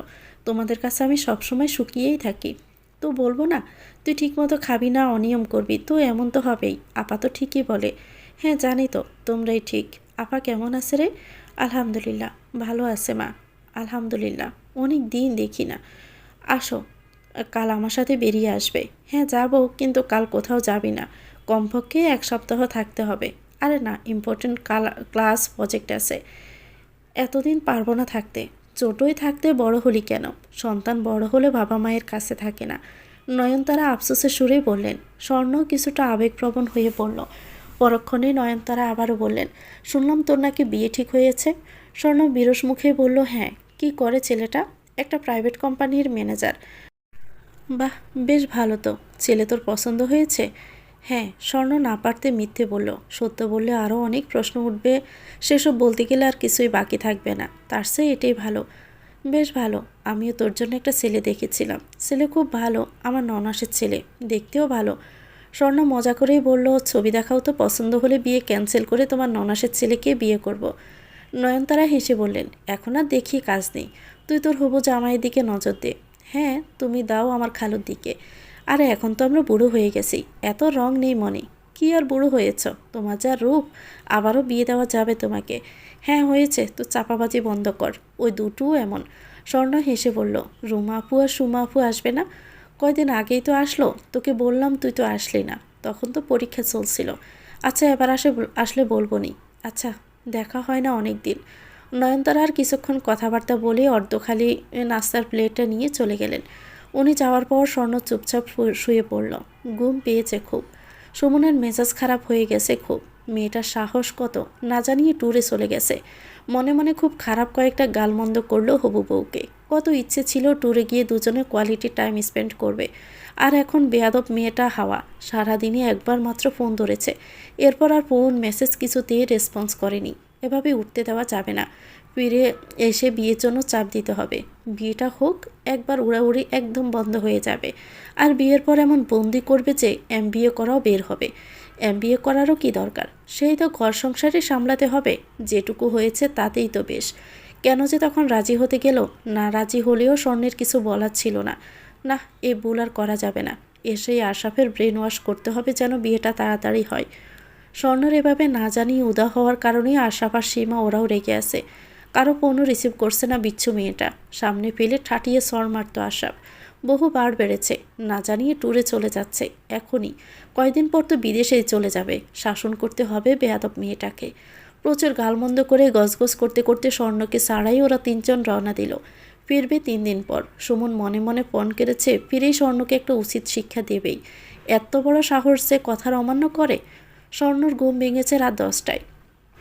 ফ্রেশ হয়ে এসে ফোন চেক করতেই দেখলো সুমন, আশরাফ, সীমার অজস্র ফোন আর মেসেজ। একটু আগে নিহারিকা খানমও ফোন দিয়েছিলেন। স্বর্ণ ওগুলো দেখলো না, শুধু মাকে ফোন দিল। নিহারিকা খানম মেয়ের ফোনের আশায় বসেছিলেন। ফোন ধরেই বললেন, চলে গেছে ওরা। যাক ভালো। তুমি খেয়েছো মা? হ্যাঁ, তুই? খাবো, ঘুম থেকে মাত্রই উঠলাম। আচ্ছা খেয়ে নিস তাড়াতাড়ি। মা তোমার একা লাগছে? আমি কি চলে আসবো? না রে মা, এই একাকিত্ব আমার আজকের না, বহু বছর পুরনো, অভ্যাস হয়ে গেছে। তুই চিন্তা করিস না। আচ্ছা মা, আমি কালই চলে আসবো। আচ্ছা রাখছি। নিহারিকা খানম ফোন রেখে দিলেন। মায়ের সাথে কথা শেষ করে স্বর্ণ ফোন রেখে নয়নতারার কাছে চলে গেল। তিনি ওকে দেখে বললেন, ঘুম ভাঙলো তোর? আয় চল খাবি। আমরা খেয়ে নিয়েছি, তুই ঘুমেছিলি বলে ডাকিনি। সমস্যা নেই। স্বর্ণ খাওয়া শেষ করে ঘরে এসে ব্যাগ থেকে খাতা বইপত্র বের করলো। এখনও বেশ কিছু রিসার্চ করা বাকি আছে ওর। জমা দেওয়ার ডেট পরশু। একটা বিষয় জানার জন্য ফোন ওপেন করতে স্বর্ণ দেখলো আরব মেসেজ করেছে একটু আগে। কৌতূহলবশত মেসেজ ওপেন করেই লেখা দেখলো, আসো? স্বর্ণ রিপ্লাই করলো, হ্যাঁ বলো। প্রায় সাথে সাথেই রিপ্লাই এলো, কেমন আছো? এই তো। তুমি? ভালো। একটা কথা জিজ্ঞেস করি? হ্যাঁ অবশ্যই। তোমার কি উচ্ছ্বাস ভাইয়ের সাথে ব্রেকআপ হয়ে গেছে? হ্যাঁ। ও আচ্ছা, আরেকটা কথা বলবো? হ্যাঁ বলো। কল দিব? কলে বলি। আচ্ছা। আরব কল দিতে রিসিভ করলো স্বর্ণ। তারপর বলল, বলো। আসলে উচ্ছ্বাস ভাইয়ের সাথে রিলেশন ছিল বলে বলতে পারিনি। আমি তোমাকে ভালোবাসি। স্বর্ণ রিনরিনে গড়ায় হাসলো। বলল, প্রজেক্ট কমপ্লিট? হ্যাঁ, তোমার? না এখনও না। আচ্ছা তুমি তো আমাকে ভালোবাসো তাই না? তাহলে প্রমাণ করো। কিভাবে? এই প্রজেক্টটা ছেড়ে দাও। কথাটা বলার পরেই আরব আর কিছু বলল না। নিস্তব্ধতা ছেয়ে গেল। স্বর্ণ আবারও হাসলো ক্ষীণ। হায় রে ভালোবাসা। খালার আবদার উপেক্ষা করে স্বর্ণ বেরিয়ে পড়ল সকালে। ক্লাস 5 শেষ করে বাসায় ফিরবে। মা বাসায় একা। অন্তত কয়েকটা দিন একটু শান্তিতে কাটানো যাবে, আর নিজের বাসার মতো শান্তি কোথাও নেই। ক্লাস শেষ করে ক্যান্টিনের দিকে যাওয়ার সময় আরবের সাথে দেখা হয়ে গেল স্বর্ণের। আরব আজকে ক্লাস করেনি, একটু আগে ভার্সিটিতে এসেছে শুধুমাত্র স্বর্ণের সাথে কথা বলার জন্য। ওকে দেখে স্বর্ণ একটু চমকালো। কাল রাতে যা কথা হয়েছিল তাতে এই ছেলে যে ওর মুখ কখনো দেখবে সেটা নিয়েই সন্দিহান ছিল স্বর্ণ। কিন্তু নিজের উৎকণ্ঠা বাহিরে এক বিন্দুও প্রকাশ করল না স্বর্ণ। চমৎকার হেসে বলল, কি অবস্থা? আজকে ক্লাসে আসোনি যে? একজন স্পেশাল মানুষের সাথে কথা বলার জন্য প্রিপারেশন নিচ্ছিলাম, তাই অ্যাটেন্ড করিনি। তাই? তা কে সেই স্পেশাল মানুষটা? তুমি। স্বর্ণ একটু চমকানোর ভান করে বলল, সত্যি? হ্যাঁ। তুমি ফ্রি আছো কতক্ষণ? 1 ঘন্টার মতোই ফ্রি আছি। চলবে, চলো বের হই। কোথায় যাবে? গেলেই দেখবে। আহ বলো না। চিন্তা করো না, তোমাকে কিডন্যাপ করব না। সেটা তুমি চাইলেও পারবে না, আমি চাইও না। স্বর্ণ ছেলেটার পাগলামি দেখে হাসলো। দেখা যাক কতটুকু করতে পারে। কাছাকাছি একটা রেস্টুরেন্টে বসলো ওরা। লাঞ্চ অর্ডার করে স্থির হয়ে বসলো দুজনেই। আরও ভিতরে ভিতরে একটু গুছিয়ে নিয়ে শুরু করলো, আমি যেদিন তোমাকে ক্লাসে ফার্স্ট দেখি সেদিনে ভালো লেগে যায়। এরপর তোমাকে আমি নোটিশ করা শুরু করি। কোনো একভাবে জানতে পারি তুমি সিঙ্গেল। ভেবেছিলাম প্রপোজ করে দিব, কিন্তু পরে ভাবলাম আদৌ তোমার প্রতি আমার অনুভূতিগুলো সত্যি নাকি শুধু আকর্ষণ। ব্যাপারটা বুঝতে বুঝতে সেকেন্ড ইয়ারে উঠে গেলাম আমরা। তারপর একদিন ভাবলাম বলেই দিব। রিং কিনলাম, রিসোর্ট বুকিং করলাম, সব প্রস্তুতি নিলাম। ফ্যামিলির সবাই জানতো। আমার সাথে সবাই এক্সাইটেড ছিল। আসলে আমি সবার অনেক আদরে তো, তাই আমি খুশি হলেই ওরা খুশি হয়ে যায়। যেদিন তোমাকে বলবো ঠিক করেছিলাম, তার আগের দিন আমার চোখে ঘুম ছিল না। ভিতরে ভিতরে এতটা খুশি কখনোই হয়নি। তারপর সকালে পিটপাট হয়ে ক্যাম্পাসে এলাম। তোমার জন্য অপেক্ষা করতে লাগলাম, কিন্তু তুমি আসছিলে না। আমি তোমার বান্ধবী জেরিনকে জিজ্ঞেস করলাম। ও বলল তুমি ঘুরতে গিয়েছো উচ্ছ্বাস ভাইয়ের সাথে, এবং তোমরা গতকালই সম্পর্কে গিয়েছো। কথাটা হজম করতে আমার কয়েক মিনিট লেগেছিল। আমি কাউকে আর কিছু না বলে ভার্সিটি থেকে বেরিয়ে গেলাম। এরপর আমার ঠিক হতে বেশ সময় লেগেছিল। পড়াশোনা লাটে উঠেছিল। অনেক কষ্টে নিজেকে ফিরিয়ে এনেছিলাম। এতদিন পর সেদিন জানতে পারলাম তোমাদের ব্রেকআপ হয়েছে। খবরটা শুনে আমি অনেক বেশি খুশি হয়েছিলাম। আগেরবারের মতো দেরি না করে এবার বলেই দিলাম, আমাকে নিরাশ করো না প্লিজ। আরব পকেট থেকে একটা রিং বের করে স্বর্ণের সামনে ধরে বলল, will you be my missus? Swarna এতটাও ভাবেনি। প্রপোজ পাবে এতটুকু আন্দাজ করেছিল, সেরকম প্রিপারেশনও ছিল, কিন্তু ডিরেক্ট বিয়ের প্রস্তাব দিয়ে বসবে কে জানতো। এখন কি বলবে এই ছেলেটাকে স্বর্ণ? স্বর্ণ একটু ইতস্ত কণ্ঠে বলল, আমার সময় প্রয়োজন আসলে, হুট করে সিদ্ধান্ত নিতে পারছি না। আরব একটু চুপ থেকে হতাশ হয়ে বলল, আচ্ছা সময় নাও, কিন্তু আমাকে নিরাশ করো না। স্বর্ণ কিছু বলল না, মৌন রইল। রিংটা ওর কাছে রাখতে বলল। খাবার এসে পড়ায় এরপরের সময়টা বেশ চুপচাপে ছিল দুজনেই। খাবার শেষ করে বের হওয়ার সময় আরব বলল, আমি প্রজেক্টটা ছেড়ে দিয়েছি। স্বর্ণ চমকালো, স্তম্ভিত গলায় বলল, কি? হ্যাঁ, আমার স্কলারশিপের প্রয়োজন নেই। যদিও এটা আমার স্বপ্ন ছিল, কিন্তু এখন আমার স্বপ্ন তোমার সাথে থাকা। তাই এটা আমি ছেড়ে দিলাম, কিন্তু তুমিই দিও না। আমি চাই তুমিই পাও। কিন্তু আমি মজা করে বলেছিলাম আরব, তুমি এটা ছেড়ে ঠিক করনি। আমি মানতেই পারছি না। ঠিকই করেছি। না আরব, আমার নিজেকে অপরাধী লাগছে। তুমি আমার সামান্য কথায় ছেড়ে কেন দিলে? তোমার কোনো কথাই সামান্য না আমার জন্য। আর আমি না ছেড়ে দিলেও তুমিই পেতে। আমার কষ্ট হচ্ছে। কষ্ট পেও না, আমি মন থেকেই করেছি। প্রাইভেট থেকে বাসায় ফিরেও ভালো লাগছে না স্বর্ণর। মাথায় শুধু একটা কথাই ঘুরছে, ছেলেটা ওর জন্য নিজের স্বপ্ন ছেড়ে দিল। তাহলে কি সে তাকে সত্যিই ভালোবাসে? জেরিনকে বিষয়টা জানালো স্বর্ণ। সব শুনে জেরিন বলল, আরও অনেক ভালো একটা ছেলে। ওই ছেলে তোর জন্য পারফেক্ট হবে। আর আমি বলি কি, তুই এসব স্কলারশিপ ছেড়ে ওকে বিয়ে করে ফেল। আরে চুপ কর তো, আরবকে হাতছাড়া করিস না, পস্তাবি কিন্তু। স্বর্ণ কিছুই বলল না। ব্যাপারটা নিয়ে নিজেও খুব দ্বিধায় আছে। কালকে জমা দিতে হবে প্রজেক্টটা। স্বর্ণেরও প্রায় কমপ্লিট। আজ খুব সকালে গোসল সেরে শাড়ি পরে সেজেগুজে নিল স্বর্ণ।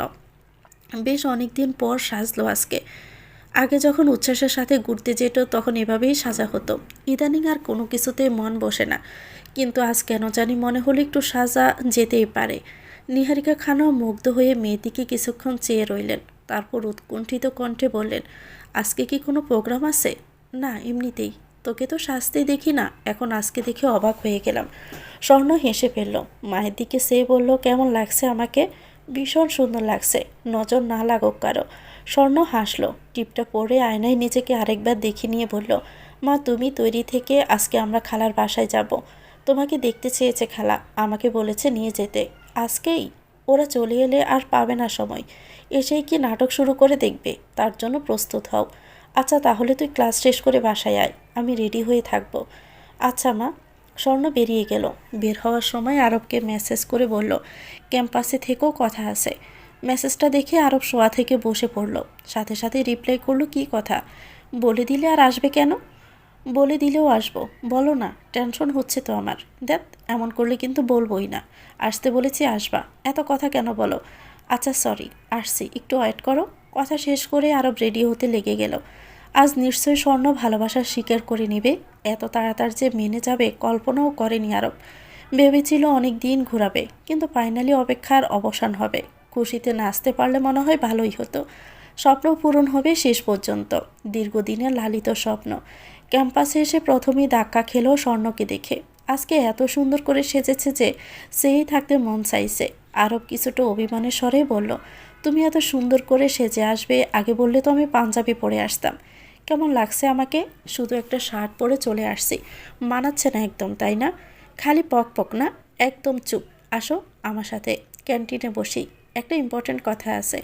আরব স্বর্ণের সাথে হাঁটতে হাঁটতে না হলেই কয়েকবার জিজ্ঞেস করে ফেলেছে কি ইম্পর্ট্যান্ট কথা। প্রত্যেকবারই স্বর্ণ ধমক দিয়ে চুপ করিয়ে ফেলেছে। অবশেষে ক্যান্টিনে এসে বসতেই আরব অনুরোধের স্বরে বলল, এবার বলো না প্লিজ, আমি আর সাসপেন্স রাখতে পারছি না। স্বর্ণ শান্ত কণ্ঠে বলল, আমিও প্রজেক্টটা ছেড়ে দিয়েছি। মোটা প্রুদয় কুচকে স্তম্ভিত নয়নে আরব স্বর্ণের দিকে কিছুক্ষণ তাকিয়ে মৃদু আর্তনাদের কণ্ঠে বলল, ও মাই গড, পাগল হয়ে গেছো? তুমি ছেড়ে দিতে পারলে আমি কেন পারবো না? আরব চুল টেনে ধরে নিজেকে সংযত করার চেষ্টা করলো। তারপর গম্ভীর কণ্ঠে বলল, আজকে 5টায় জমা দেওয়ার শেষ সময়। তুমি 5টার মধ্যে জমা দিবে প্রজেক্ট পেপারস। তবে তুমিও দিবে? না, তাহলে আমাকে জোর করতে পারবে না। যদি তুমি দাও তবেই আমি দিব। আমি দেব না, তাহলে আমিও দিব না। বিয়ে শাদী করে সংসার করব তোমার সাথে। পাজলামি করছো? না, একদমই সিরিয়াস। এ নিয়ে আর ফোর্স করবে না। এখন চলো একটু ঘুরে আসি। আরও উষ্ণ কণ্ঠে বলল, আমার ভাল লাগছে না, আমি গেলাম। কথাটা বলি আর দাঁড়ালো না, হনহন করে হেঁটে চলে গেল। আরবের যাওয়ার পানি চেয়ে স্বর্ণ কেবল হাসলো। আধ খাওয়া কফিটা খেতে খেতে ফোন দেখতে লাগলো। সুমন ছবি ছাড়ছে সকাল বিকেল। ফেসবুকে আসলে ও ছবি না চাইতেও সামনে চলে আসছে। আর ভাই ভাবিও কম না। স্বপ্ন 3জনকেই আনফলো করে দিল। মন চাইছিল ব্লক করে দিতে, কিন্তু ব্লক করলে ঝামেলা করবে। এমনিতেই ফিরে এসে কি সুনামি ওঠায় সেটাই দেখার বিষয়। অকারণে কিছুটা সময় বসে থেকে ভার্সিটি থেকে বের হওয়ার জন্য উঠে দাঁড়ালো স্বর্ণ। ক্যান্টিন থেকে বের হওয়ার সময় উচ্ছ্বাস আর ওর নতুন প্রেমিকার সামনাসামনি পড়ল। দুজনেই ওর দিকে তাকালো, কিন্তু স্বর্ণ দূর থেকে একবার দেখে দ্বিতীয়বার আর ফিরেও তাকালো না। ইদানিং উচ্ছ্বাস নামের মেয়েটার প্রতি তার ভালোবাসা মায়া কিছুই আসে না। যেটা আসো সেটা হলো প্রচণ্ড ঘৃণা। মেয়েরা যেমন উজাড় করে ভালোবাসতে পারে, তেমনি ঘৃণাও করতে পারে। আর সেই ঘৃণা ভালোবাসার থেকেও প্রখর। না, স্বর্ণ কোনো প্রতিশোধ নেবে না। কর্মফল বলে একটা কথা আছে, সেটা উচ্ছ্বাস এমনিতেই ভোগ করবে, সেটা দুদিন আগে হোক বা পরে।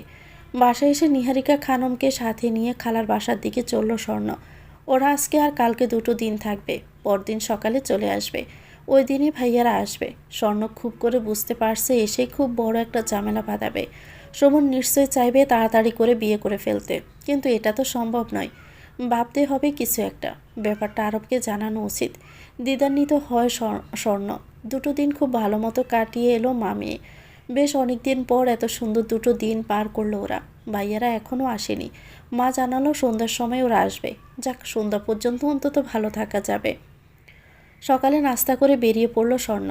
আজকে আরবকে সুমনের ব্যাপারটা শেয়ার করবে, কারণ এখনই সব কিছু না বললে পরে সামলাতে বেশ বেগ পেতে হবে। সুমন এসেই একটা ঝামেলা লাগাবে, তাতে কোনো সন্দেহ নেই। কিন্তু কথা হলো ব্যাপারটা আরব কীভাবে নিবে। ওকে এটা আরও আগে বলা উচিত ছিল। ভার্সিটির কাছাকাছি আসতে আরব মেসেজ করলো, কোথায় আসো? এই তো কাছাকাছি। ক্লাসে যাওয়ার আগে ক্যান্টিনে এসো তো। আচ্ছা। স্বর্ণ ক্যান্টিনে গিয়ে দেখলো আরব কফি খাচ্ছে আর গেমস খেলছে। ওকে দেখে বলল, ওয়েট, 1 মিনিট, আউট হয়ে নেই। স্বর্ণ হেসে বলল, সমস্যা নেই, তুমি খেলো, এমনিতেই ক্লাস করবো না আজকে। আরব ফোনে চোখ রেখে বলল, আমিও করবো না তাহলে। ফাঁকিবাজি হয়ে যাচ্ছ তো দিন দিন। ফাঁকিবাজি না বলো, প্রেমিক হয়ে যাচ্ছ দিন দিন। স্বর্ণ উত্তরে আর কিছু না বলেই হাসলো। তারপর আরও 1 কাপ কফি অর্ডার করে আরবের আউট হওয়া পর্যন্ত অপেক্ষা করলো। আউট হওয়ার পর আরব ফোনটা রেখে বলল, কালকের জন্য সরি, আমি চাইনি তুমি প্রজেক্টটা ক্যান্সেল করে দাও। আবার এটাও তুমি ঠিক চলে গেলে আমিও একা হয়ে যাব। পরে ভাবলাম মন্দ হয়নি, প্রজেক্ট চুলাই যাক, দুজনে বিয়ে করে সংসারী হয়ে যাব। কথাটা বলেই হাসলো আরব। ওর হাসিতে স্বর্ণ যোগ দিল। হাসি থামতে স্বর্ণ একটু সিরিয়াস ভঙ্গিতে বলল, আমি কিছু বলতে চাই আরব। স্বর্ণের মুখাভঙ্গি দেখে আরবও সিরিয়াস হয়ে এলো। বলল, হ্যাঁ বলো, তোমাকে আগে বলা উচিত ছিল, কিন্তু বলা হয়ে ওঠেনি। আসলে তুমি প্রপোজ করার কয়েকদিন আগেই আমার বিয়ে ঠিক হয়ে যায় ভাইয়ার এক বন্ধুর সাথে। সেই সময় উচ্ছ্বাসের সাথে ব্রেকআপ হয় আমার। মেন্টাল ট্রমার মধ্যে দিয়ে যাই আমি। বাধ্য হয়ে বিয়েতে মত দিয়েছি, কিন্তু এখন এটা গলার কাটা লাগছে, বের করব কিভাবে বুঝতে পারছি না। আরব সব শুনে স্বর্ণের হাতের উপর নিজের একটা হাত রেখে বলল, সমস্যা নাই, আমি তো আছি। স্বর্ণ আরবের সুন্দর মুখশ্রীর দিকে একবার তাকিয়ে মনে মনে বলল, আমাকে ক্ষমা করো আরব। দুপুরের পর থেকে আকাশ কালো হতে শুরু করেছে। দূর দূরান্ত হতে গুচ্ছ গুচ্ছ মেঘের মেলা বসেছে বিশাল অম্বর জুড়ে। স্নিগ্ধ শীতল হাওয়া ছুঁয়ে যাচ্ছে তনুমন। ফুটপাত ধরে হেঁটে যাচ্ছে আরব আর স্বর্ণ। স্বর্ণর এক হাতে আলতো করে ধরে রেখেছে আরব। আজকে ওরা কেউই ক্লাস করেনি। বিভিন্ন জায়গায় উদ্দেশ্যহীনভাবে ঘোরাঘুরি করেছে। স্বর্ণর খারাপ লাগেনি, বরং অনেক দিন পর নতুন কিছু হওয়ায় ভালোই লেগেছে। আরব বন্ধু হিসাবে খুবই ভালো, তবে প্রেমিক হিসাবে কেমন সেটা স্বর্ণ জানে না, কারণ ওকে সেই ভূমিকায় কল্পনাও করতে পারছে না। শুধু বন্ধুত্ব দিয়ে কি এক জীবন কাটিয়ে দেওয়া সম্ভব? ঘোরাঘুরি শেষ করে আরব ওকে বাড়ি পৌঁছে দিল। স্বর্ণ অবশ্য বলেছিল বাসায় আসতে। আরব হেসে বলল, এভাবে বিনা অধিকারই যেতে চাই না, একদিন অধিকার নিয়েই যাব। স্বর্ণ হেসে হাত নেড়ে বিদায় জানিয়ে চলে গেল। বাসায় এসে ফ্রেশ হয়ে বসতে নিহারিকা খানম শরবত নিয়ে এলেন মেয়ের জন্য। মেয়েকে শরবত দিয়ে সামনে বসে বললেন, ওরা আসবে না আজকে, কালকে সকালে রওনা হবে। আবহাওয়া ভালো না, তাই রিস্ক নিয়ে আসবে না। স্বর্ণ গা ঝাড়া দিয়ে বলল, বাহ, ভালোই হলো, শান্তিতে থাকা যাবে। কিছু ভেবেছিস? কি? সুমনকে কি বলবি? আমি আশরাফের সাথে কথা বলে বুঝলাম ফিরে এসে বিয়ের কাজ সেরে ফেলতে চাইবে ওরা। তুমি এত চিন্তা করো না, আমি ভেবে ফেলেছি কি করব। কি ভেবেছিস? সারপ্রাইজ। তুমি চিন্তা করো না, একদম কিছুই হবে না, আমি সামলে নেব। আচ্ছা, সাবধানে। আর কি খাবি রাতে? তোমার যা ইচ্ছা। আজকে একটু তাড়াতাড়ি ঘুমাবো, কালকে একটা ইন্টারভিউ আছে। চাকরির? হ্যাঁ, চাকরি পেলে এই বাসা ছেড়ে তোমাকে নিয়ে চলে যাব। এই যে এরা তোমাকে এত কথা শোনায়, আমার ভালো লাগে না। নিহারিকা খানম মলিন হেসে বললেন, আমার এখন আর খারাপ লাগে না, কিন্তু আমার লাগে, আমি তোমাকে এখানে থাকতে দিব না। আচ্ছা। নিহারিকা খানমের গলা ধরে এলো। তিনি আর কথা না বাড়িয়ে চলে গেলেন। স্বর্ণ সেদিকে না তাকিয়ে দীর্ঘশ্বাস ফেলল। স্বর্ণ তাড়াতাড়ি শুয়ে পড়েছে আজ, তাই তাই আরবের কল রিসিভ করতে পারল না। শুতেই যেন রাজ্যের ঘুম তাকে টেনে নিয়ে গেল এক অন্য দুনিয়ায়। পাহাড়ি হাওয়ার তালে স্বর্ণের চুলগুলো মায়ের অবাধ্য দুষ্ট বালিকাদের মতোই উঠছে। শূন্য একটা জায়গা, কেউ নেই এখানে। একদম পাহাড়ের চড়োয় দাঁড়িয়ে আছে সে। পিছনে গিরিখাত আর সামনে গভীর সমুদ্র। দিশেহারা স্বর্ণ কি করবে? সে এখানে এলোই বা কী করে? সমুদ্রের গভীরতায় চোখ রাখতে মাথা চক্কর দিয়ে উঠল স্বর্ণের। তার অ্যাক্রোফোবিয়া বা উচ্চতা ভীতি আছে, যার ফলে নিয়ন্ত্রণ হারিয়ে পাপসকে পড়ে যেতে চাইল পাহাড়ের চূড়ো হতে গভীর সমুদ্রে। কিন্তু হঠাৎই মনে হলো হাতটা কিছুতে আটকে আছে। বয়ে বয়ে উপরের দিকে চাইতে দেখলো বলিষ্ঠ একটা হাত সর্বশক্তি দিয়ে ধরে রেখেছে তাকে। মুখটা দেখা যাচ্ছে না, শুধু চোখগুলো বোঝা যাচ্ছে। কি গভীর এক জোড়া চোখ! ওদিকে সেই আছে। স্বর্ণ ভরসা পাচ্ছে ওই চোখ জোড়ায় চোখ রেখে। কিন্তু হঠাৎ কী যে হলো, হাতের বাঁধন আলগা হয়ে এলো। স্বর্ণ হারিয়ে যেতে লাগলো সমুদ্রের অতল গভীরতায়। তড়াক করে লাফিয়ে উঠে বসলো স্বর্ণ। কি ছিল এটা? স্বপ্ন? এত বাস্তব? ফ্যান চলছে তবুও ঘেমে একাকার হয়ে গেছে সে। শরীরের লোম দাঁড়িয়ে গেছে। স্বপ্নটা ভাবাচ্ছে ওকে। হঠাৎই এমন একটা স্বপ্নই বা দেখলো কেন? কার ছিল ওই চোখ জোড়া? কেনই বা শেষে হাতটা ছেড়ে দিল? এসব ভেবে ভেবেই অস্থির হয়ে উঠল স্বর্ণ। কিছুতেই মাথা থেকে বের হচ্ছে না। বিছানা থেকে উঠে ড্রয়িং রুমে গিয়ে পানি খেয়ে আসলো। মন অন্যদিকে নেওয়ার জন্য ফোন হাতে নিল। আরবে 10টা মিসড কল। এখন তো 3:30 বাজে। কল দিলে ধরবে না, থাক, পরে কথা বলে যাবে। স্বর্ণ ফোন রেখে আবারও ঘুমানোর চেষ্টা করলো, কিন্তু ঘুমের রেশও নেই তার চোখে। অগত্যাই শুয়ে না থেকে উঠে অর্ধেক শেষ হওয়া উপন্যাসটা নিয়ে বসলো। সমরেশ মজুমদারের আমি রেণু বইটাই পড়ছে সে। পড়তে পড়তে একটা উক্তি খেয়ালে এলো। উক্তিটি এমন: এতদিনের একটা সম্পর্ক বাহাত নেড়ে অবহেলায় সরিয়ে দিল। প্রয়োজন কত সহজে মিটে যায় কারো কারো। স্বর্ণ চোখ বুঝল। আসলেই সে উচ্ছ্বাসের প্রয়োজনই ছিল। প্রয়োজন শেষে ছুঁড়েও পেলে দিয়েছে। অথচ এসবে কি পাওনা ছিল? এক চিমটি পরিমাণ ভালোবাসাও কি ছিল না? সব কি শারীরিক চাহওয়া ছিল? এতই তুচ্ছ ভালোবাসা? স্বর্ণ ভেবে পায় না। উপন্যাস শেষ না করে উঠে গেল সে। পড়তেও মন চাইছে না। বাকি রাতটা এমনিতেই স্মৃতিচারণেই চলে গেল। ভোরে একটু চোখ লেগে এলো স্বর্ণের। 7টার সময় নিহারিকা খানম এসে ডেকে দিলেন ওকে। ইন্টারভিউ 8:30 থেকে। উঠে ভালোভাবে ফ্রেশ হয়ে পরিপাটি হয়ে নিল স্বর্ণ। তারপর নাস্তা করে বেরিয়ে পড়েছে। ইন্টারভিউ শেষে অফিস থেকে বের হতে দেখলো আরও ফোন করেছে। ফোন রিসিভ করতে বলল, কেমন হলো ইন্টারভিউ? ভালোই। যাক ভালো, চিন্তা করো না, হয়ে যাবে। হলেই ভালো। কোথায় আসো? এই তো মাত্র বের হলাম। ও আচ্ছা, 10 মিনিট দাঁড়াও, আমি আসছি। কেন? আসার দরকার নেই। আছে, তুমি চুপচাপ দাঁড়াও। বলেই কল কেটে দিল আরব। স্বর্ণের মনে হলো ব্যাপারটা বাড়াবাড়ি। অত দূর থেকে কেন আসতে হবে? স্বর্ণ মোটেও দাঁড়ালো না, বাসায় চলে গেল। এদিকে আরব এসে ওকে না পেয়ে স্বর্ণ বাসায় গিয়ে মাকে সাথে করে নিয়ে হসপিটালে গেল রুটিন চেক আপের জন্য। এর আগেও কয়েকবার গিয়েছে, তবে কেউ জানে না নিহারিকা খানম ছাড়া। আরব অভিমানে বুক ভারী করে বাসায় ফিরল। স্বর্ণ এরকমটা না করলেও পারত। কি হতো কিছুক্ষণ দাঁড়ালে? একসাথে কিছু সময় থাকা যেত। চোখে চোখ রেখে কথা হতো। আরব ওর দিকে চোরা চোখে বারবার তাকাতো। স্মৃতিপটে কিছুটা অদরে মুহূর্তে জমা হতো। এই তো চাই আরব। কিন্তু স্বর্ণ কেন বোঝে না? সারাদিনে আর কোনো ফোন বা মেসেজ কিছুই করবে না সে। ওপাশ থেকে সাড়া এলে তবে মনের বরফ গলবে। মায়ের সাথে চেক আপ করে বাড়ি ফিরল স্বর্ণ। বাচ্চা ভালো আছে, তবে ডাক্তার আয়েশা ইয়াসমিন বলেছেন গর্ভাবস্থায় যথাসম্ভব ব্যথার ঘুমের ওষুধগুলো পরিহার করতে আর দুশ্চিন্তামুক্ত থাকতে। বাড়ি ফিরে মা মেয়ে মিলে রান্না করলো। একসাথে খেয়ে কিছুক্ষণ গল্প করে স্বর্ণ ঘুমাতে চলে গেল। কেমন যেন ঘুম ঘুম পাচ্ছে, ক্লান্তও লাগছে। ঘরে এসে ফোনটা হাতে নিয়ে শুয়ে পড়ল। ভেবেছিল আরবের অনেক মেসেজ কল এসে জমা হয়ে আছে, যেটা প্রতিদিনই হয়। কিন্তু আশ্চর্যজনকভাবে আজ কোনো মেসেজই বা কল কিছুই আসেনি। আনমনেই কিছু একটা চিন্তা করে স্বর্ণ আরবের নাম্বার ডায়াল করলো। 3বার রিং হওয়ার পরে রিসিভ হয়েছে। যদিও কল আসতেই রিসিভ করতে ইচ্ছে করছিল আরবের, কিন্তু নিজেকে সামলে অপেক্ষা করেই রিসিভ করলো। কোনোভাবে বুঝতে দেওয়া যাবে না কলটা কাঙ্ক্ষিত। স্বর্ণ স্বাভাবিক স্বরেই প্রশ্ন করলো, কি করছো? কিছু না। আরব গলার স্বরটা কেমন যেন। কিছু কি হয়েছে? হঠাৎই তখনের ঘটনাটা মনে পড়ে গেল। আরব ওকে দাঁড়াতে বলেছিল, কিন্তু ও দাঁড়ায়নি। সেজন্য কি মন খারাপ করেছে? স্বর্ণ আবারও জিজ্ঞেস করলো, কি হয়েছে? না, কিছু হয়নি, সরি। আসলে ইন্টারভিউ থেকে বেরিয়ে খারাপ লাগছিল খুব। দাঁড়িয়ে থাকতে আমার মন চাচ্ছিল না, তাই দাঁড়ায়নি। তুমি রাগ করেছো? স্বর্ণের স্বীকারোক্তি শুনি আর অভিমান ধরে রাখতে পারেনি ছেলেটা। এখন নিজের উপরই রাগ হচ্ছে, শুধু নিজের দিকটাই দেখেছে। স্বর্ণর অবস্থাটা বোঝার চেষ্টা করেনি। না, রাগ করিনি। এখন ঠিক আছো? হ্যাঁ। তোমার ভাইয়েরা এসেছে? না, এসে পড়বে বোধ হয়। আচ্ছা, কী করবে মনে আছে তো? হ্যাঁ আছে। গুড। আমাকে আপডেট দিও। হ্যাঁ, সে তো দেবই। আচ্ছা, এখন রাখি, পরে কথা হবে। আচ্ছা। ফোন রেখে স্বর্ণ চোখ বন্ধ করে শুয়ে রইল। কিছুক্ষণ আগে আসা গুম গুম ভাবটা আর এখন নেই, তবে শুয়ে থাকতে ভালোই লাগছে। আনমনে কিছু একটা ভাবতে ভাবতেই শুনতে পেল কলিং বেল বাজছে। এসে গেছে। স্বর্ণ এখন মরার মতো পড়ে থাকবে। আপাতত কিছুক্ষণের জন্য সে কানেই শুনে না। প্রায় 10 মিনিট পর ওর ঘরের দিকে কারো পায়ের আওয়াজ শুনতে পাচ্ছে।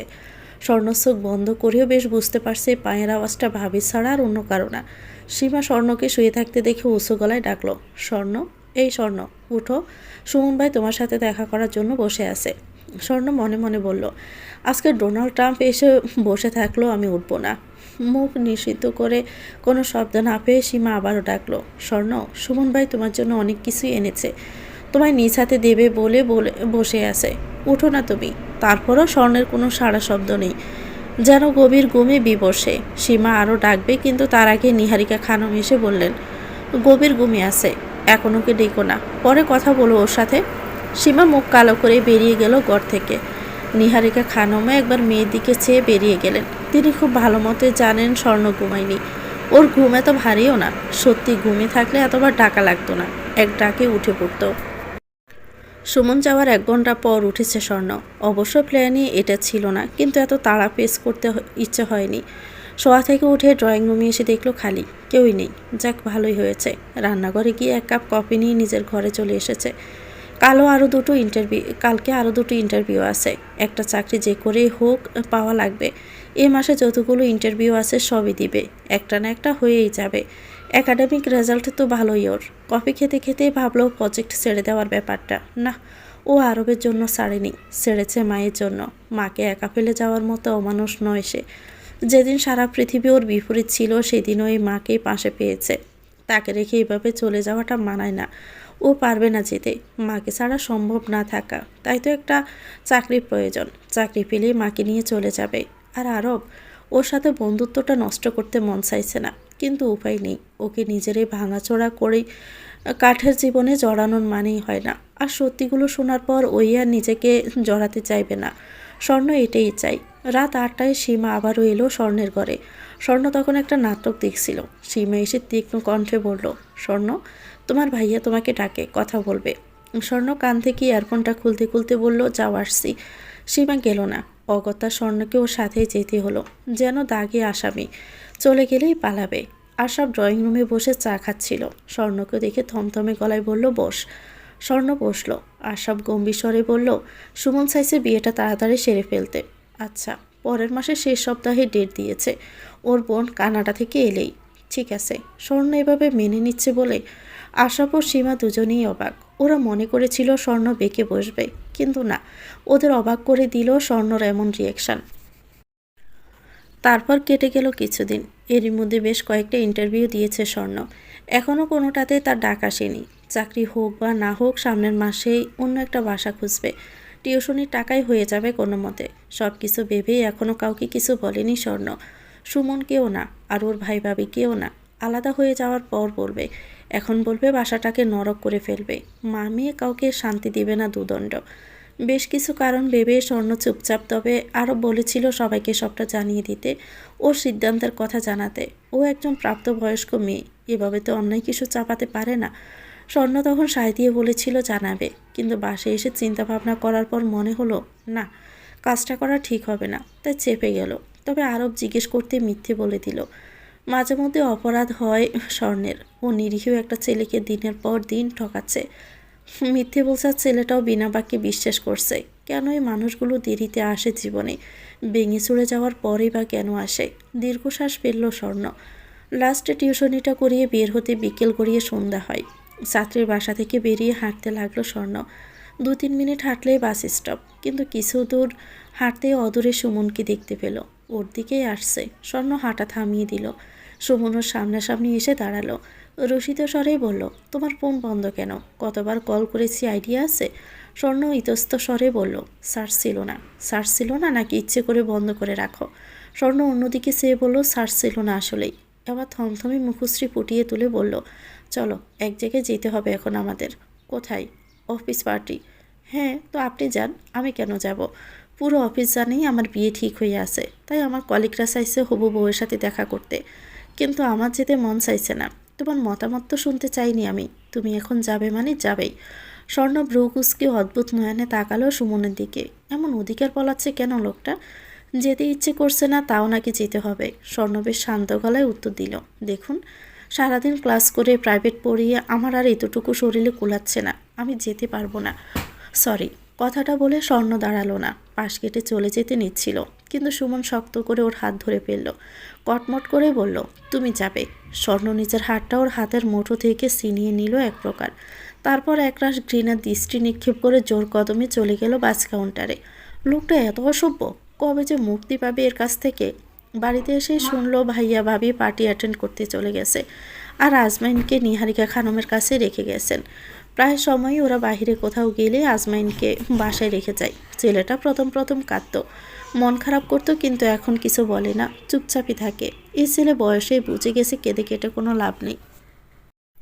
স্বর্ণ ফ্রেশ হয়ে ঘুমিয়ে নিল ঘণ্টাখানেক। ঘুম থেকে উঠে রাতের জন্য খিচুড়ি রান্না করলো আর ইলিশ ভাজলো।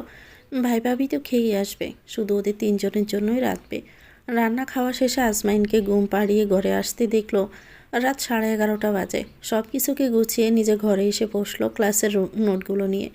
নিহারিকা খানম শরীরটা আজকে ভালো না বেশি, তাই তিনি খেয়েই শুয়ে পড়েছেন। নোটসগুলো দেখতে দেখতেই শুনতে পেল ফোন বাজছে। স্ক্রিনে আরবের নাম। স্বর্ণ রিসিভ করতে ওপাশ থেকে আরব বলল, খেয়েছ? হ্যাঁ, তুমি? হ্যাঁ, একটু আগেই। কি করছো? নোটসগুলো দেখছিলাম। বাহ, জানো আমি কি করেছিলাম? কি? ভাবছিলাম সংসার করতে কি কি লাগে, কারণ আমরাও তো করব, তাই আর কি আগে ভাবা উচিত। আরবের এমন ছেলে মানসিক কথা শুনে স্বর্ণ হেসে ফেলল। বলল, তো ভেবেছ কি কি লাগবে? হ্যাঁ, ভেবেছি তো। আসলে সংসার করতে তেমন কিছুই লাগবে না, শুধু তুমিটাই লাগবে। স্বর্ণ হাসল, বিষণ্ণ হাসি। ছেলেটা কত স্বপ্ন দেখছে, আশা বুনছে, কিন্তু স্বর্ণকে কিছুই দিতে পারবে না। ও স্বপ্নগুলো সঙ্গী হতে পারবে না। ছেলেটা এত পাগল কেন? কখনো কখনো ছেলেটার জন্য এত মায়া হয় কেন? ভালোবাসতে গেল ওর মতো মেয়েকে। এরপর এরপর আর কি? ছেলেটা স্বপ্নালো চোখে বুনতে লাগলো স্বপ্নদের ইন্দ্রজাল। আর মেয়েটা অপর প্রান্তে দীর্ঘশ্বাস ফেলছে আর বারবার উদাস হচ্ছে। এক মুঠো নরম রোদের আলো মুখে পড়তেই ঘুমটা আলগা হয়ে এলো স্বর্ণের। কাল রাতে কথা বলতে বলতে ঘুমিয়ে গিয়েছিল। এরপর আর কেউই কল কাটেনি। অপর প্রান্ত হতে আরবের শ্বাস প্রশ্বাসের আওয়াজ পাওয়া যাচ্ছে। কথা বলতে বলতে ক্লান্ত হয়ে ঘুমিয়ে পড়েছে ছেলেটা। স্বর্ণ ফোনটা কেটে দিয়ে ফ্রেশ হতে চলে গেল। ওয়াশরুম থেকে বের হতে দেখলো ফোন বাজছে। স্ক্রিনে ভাইয়ার নাম্বার। রিসিভ করতে ওভার্স থেকে ভাইয়া ক্লান্ত গলায় বলল, আমরা হাসপাতালে। সুমনকে কে যেন প্রচুর মেরেছে কাল রাতে, রাস্তায় পড়েছিল। প্রথমে আশ্চর্য হলেও পরে খুশি হয়েছে স্বর্ণ। সুমনকে যে মেরেছে তার জন্য দোয়া করে দিল। এখন কিছুদিন অন্তত শান্তি পাওয়া যাবে। স্বর্ণ দ্রুত পায়ে গিয়ে মাকে জানালো খবরটা, কিন্তু এতে নিহারিকা খানমের কোনো ভাবাবেগ হলো না, যেন তিনি আগেই জানতেন। স্বর্ণকে আশ্চর্যজনিত চেহারায় তাকিয়ে থাকতে দেখে তিনি বললেন, মারটা আমিই খাইয়েছি। স্বর্ণ বিস্মিত স্বরে বলল, কেন? কারণ সুমনের বোন বিদেশ থেকে এ মাসেই আসবে, বোধহয় সপ্তাহখানেকের মধ্যেই। ওরা তোকে মিথ্যে বলেছে, যেন তুই অন্য কোনো প্ল্যান না ভাবতে পারিস। আমি কাল ওদের ঘরের সামনে দিয়ে যাওয়ার সময় সব শুনেছি। এখন যেন বিয়েটা কয়েক মাসের জন্য আটকে রাখা যায়, তাই এটা করেছি। এছাড়া আর কোনো পথ ছিল না। ওরা তোকে ধরে বেঁধে বিয়ে দিয়ে দিত। সবগুলো শুনে স্বর্ণর মাথায় হাত দিয়ে সোফায় বসে পড়ল। নিজেকে চূড়ান্ত নির্বোধ বলে মনে হচ্ছে। এত সহজে কীভাবে ও ভাই ভাবির কথা বিশ্বাস করলো? যদি মা ব্যাপারটা না জানতো তাহলে তো সর্বনাশ হতো। ফিট পিছনে এত বড় ষড়যন্ত্র। নিহারিকা খানম স্বর্ণর পাশে বসে মাথায় হাত রেখে বললেন, চিন্তা করিস না, 3-4 মাসের আগে বিছানা থেকে উঠতে পারবে না, আর এর মধ্যে তোর স্কলারশিপ হয়ে যাবে। স্বর্ণ মলিন হেসে মায়ের দিকে তাকালো। সে যে প্রজেক্টটা ছেড়ে দিয়েছে এটা কখনো মাকে জানায়নি। জানলে মানুষটা ভীষণ কষ্ট পাবে। কিন্তু স্বর্ণ মাকে ছেড়ে বিদেশে কীভাবে থাকবে? একটা ভালো চাকরি পেয়ে মাকে সব বলবে। দরকার হলে রাত দিন মায়ের পায়ের কাছে পড়ে থাকবে। মা নিশ্চয়ই মাফ করে দিবে ওকে। এই রঙহীন ধূসর জীবনে মানুষটাকে ছাড়া আর কেউ নেই ওর। স্বর্ণ নাস্তা করে ভার্সিটিতে চলে গেল, আর নিহারিকা খানম নাতিকে নিয়ে হাসপাতালে এলো। সুমনের বাবা মা এসে পড়েছেন ইতিমধ্যেই। নিহারিকা খানমকে একা দেখে আশা প্রশ্ন করলো, মা স্বর্ণ আসেনি? না, ওর ক্লাস আছে, ক্লাস শেষে বিকেলে আসবে। আশরাফের মুহূর্তেই মেজাজ খারাপ হয়ে গেল। গলা খাদে নামিয়ে চিবিয়ে চিবিয়ে বলল, একদিন কি ক্লাস মিস দেওয়া যেত না? ও শ্বশুরবাড়ির লোকেরা কি বলবে?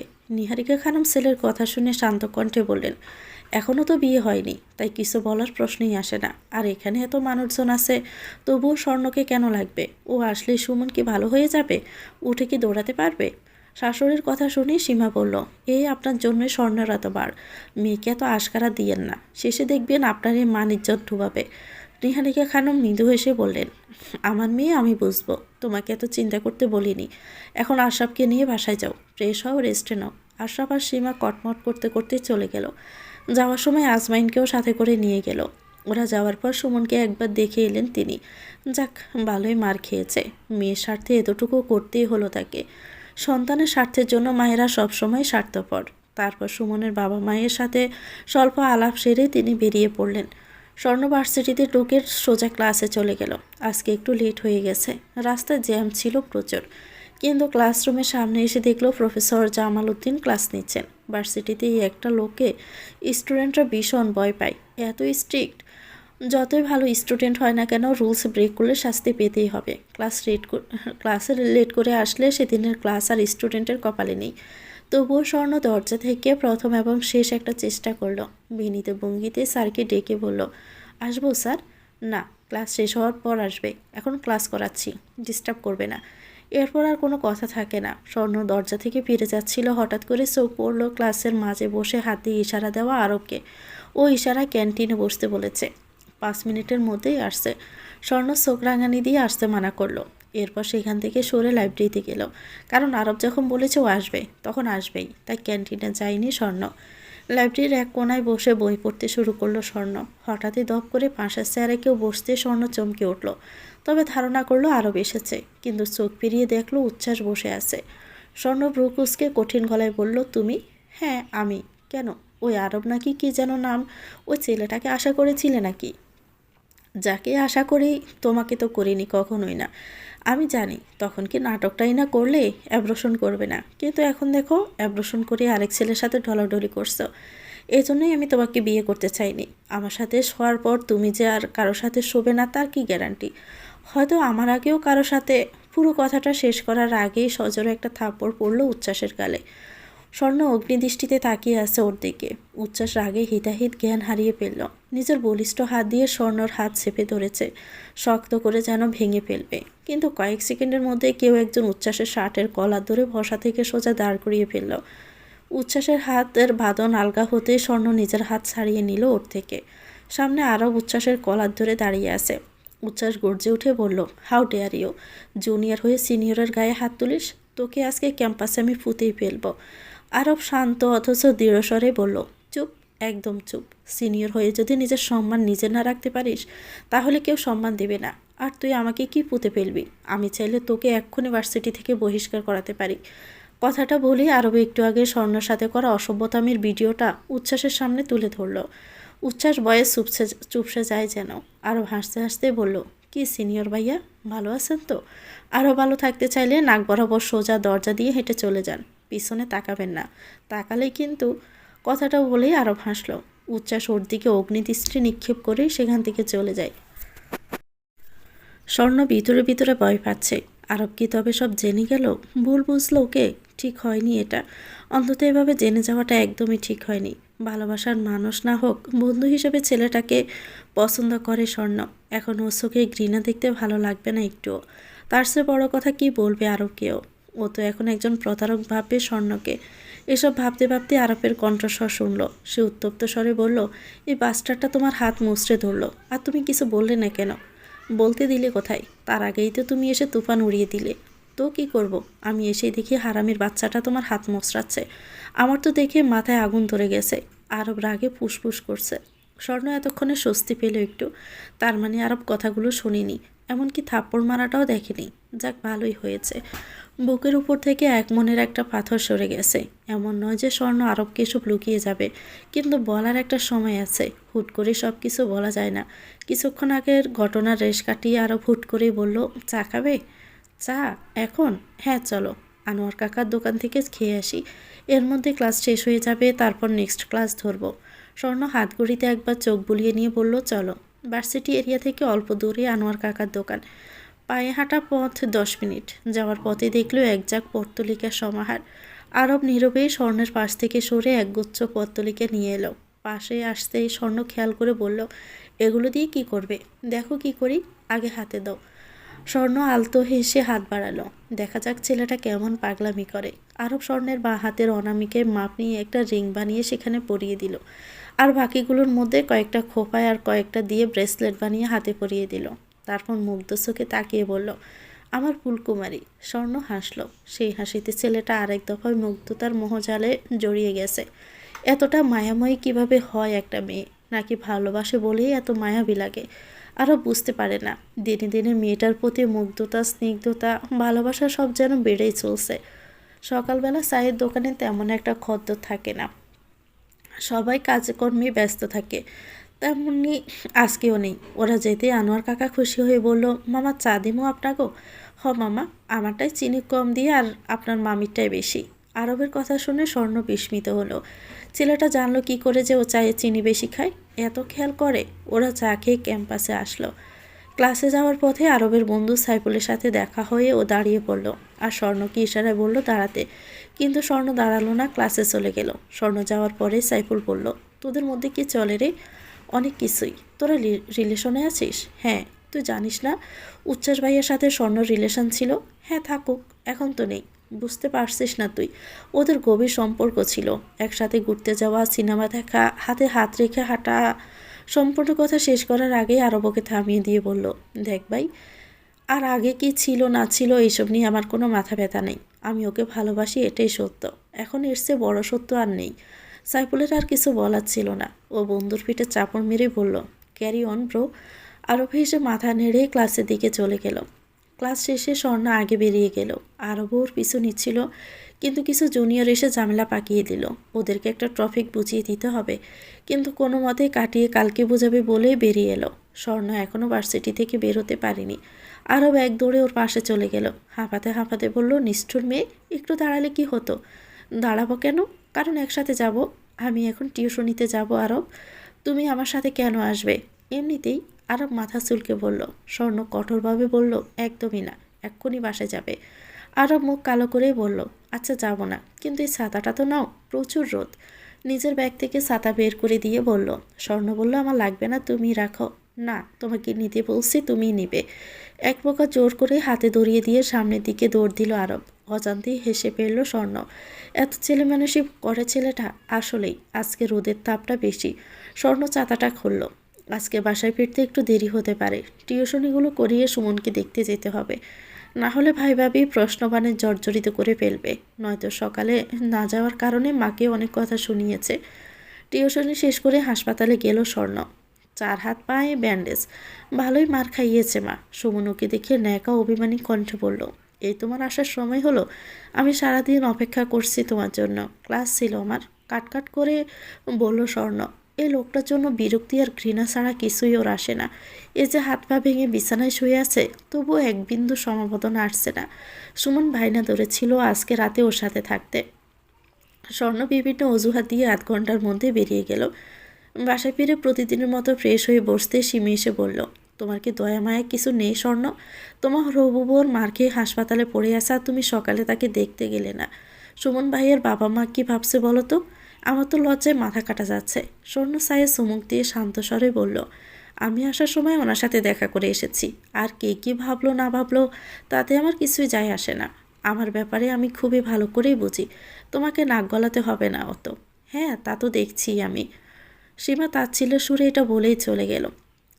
তাতে বাবান্তর হলো না স্বর্ণের। ও শান্ত ভঙ্গিতে চাটা শেষ করলো। কিছুক্ষণ ক্লাসের নোটগুলো দেখে রাতের খাবার তৈরি করতে চলে যায়। খাওয়া শেষ করে এসে আবারও কিছুক্ষণ পড়ল। এরই মধ্যে আরও ফোন করেছে। আজ বেশ কিছুক্ষণ কথা বলতে পারল না স্বর্ণ। ঘুম পাচ্ছে ভীষণ। ফোন রাখতেই দেখলো নতুন নাম্বার থেকে একটা মেসেজ এসেছে। মেসেজটা দেখে খুশিতে হাত পা কাঁপাকাঁপি শুরু হয়ে গেছে স্বর্ণের। তাতে লেখা, dear Swarna Mahbub, congratulations, you are selected on our company, please collect your appointment letter. মেসেজটা দেখে স্বর্ণ ছুটে মায়ের রুমে গেল। এই খবরটা এখন মাকে না দিলে কিছুতেই শান্তি পাবে না। নিহারিকা খানম বিছানা তৈরি করছিলেন ঘুমানোর জন্য। মেয়েকে এমন উত্তেজিত অবস্থা দেখে ব্রুকুসকে প্রশ্ন করলেন, কি হলো রে তোর? স্বর্ণ উচ্ছল কণ্ঠে বলল, মা আমি চাকরিটা পেয়ে গেছি, এই দেখো মেসেজ। নিহারিকা খানম মেসেজটা দেখে তৃপ্তির হাসি হাসলেন। মেয়ের কপালে চুমু দিয়ে বললেন, এভাবে জীবনের সব ক্ষেত্রে সাফল্য অর্জন করে যা মা, তুমি থাকলে আমি সব পারবো মা। আমি তো আছি, এখন তোর দায়িত্ব আরও বেড়ে গেল, আমি জানি তুই পারবি। স্বর্ণ গভীর মমতায় খুঁজে মাকে জড়িয়ে ধরল। কিছুক্ষণ পর মার কাছ থেকে রুমে এসে আরবকে কল দিল। কল কেটে যাওয়ার আগে ঘুম ঘুম কণ্ঠে ওপাশ থেকে বলল, হ্যালো আরব, ঘুমিয়ে পড়েছ? স্বর্ণর গলা শুনে ঘুম ছুটে গেল ছেলেটার। তড়িঘড়ি গলায় বলল, না না বলো তুমি, এমনিতে একটু চোখ লেগেছিল, সরি, আসলে একটা খুশির সংবাদ আছে, ভাবলাম তোমাকে দেই। হ্যাঁ, তো এখনও বসে আছো কেন, তাড়াতাড়ি বলো। আরব উৎসুক হয়ে বলল, আমি চাকরি পেয়ে গেছি, একটু আগেই মেসেজ পেলাম, প্রথমে মাকে বললাম, তারপর তোমাকে। আরব সাথে সাথে আলহামদুলিল্লাহ পড়ল, এরপর বলল, কনগ্রাচুলেশনস, কিন্তু একটা সমস্যা হয়ে গেল। কি? ক্লাস করতে পারবো না এখন আর, নোটস অ্যাসাইনমেন্ট এগুলো পেতে সমস্যা হবে খুব।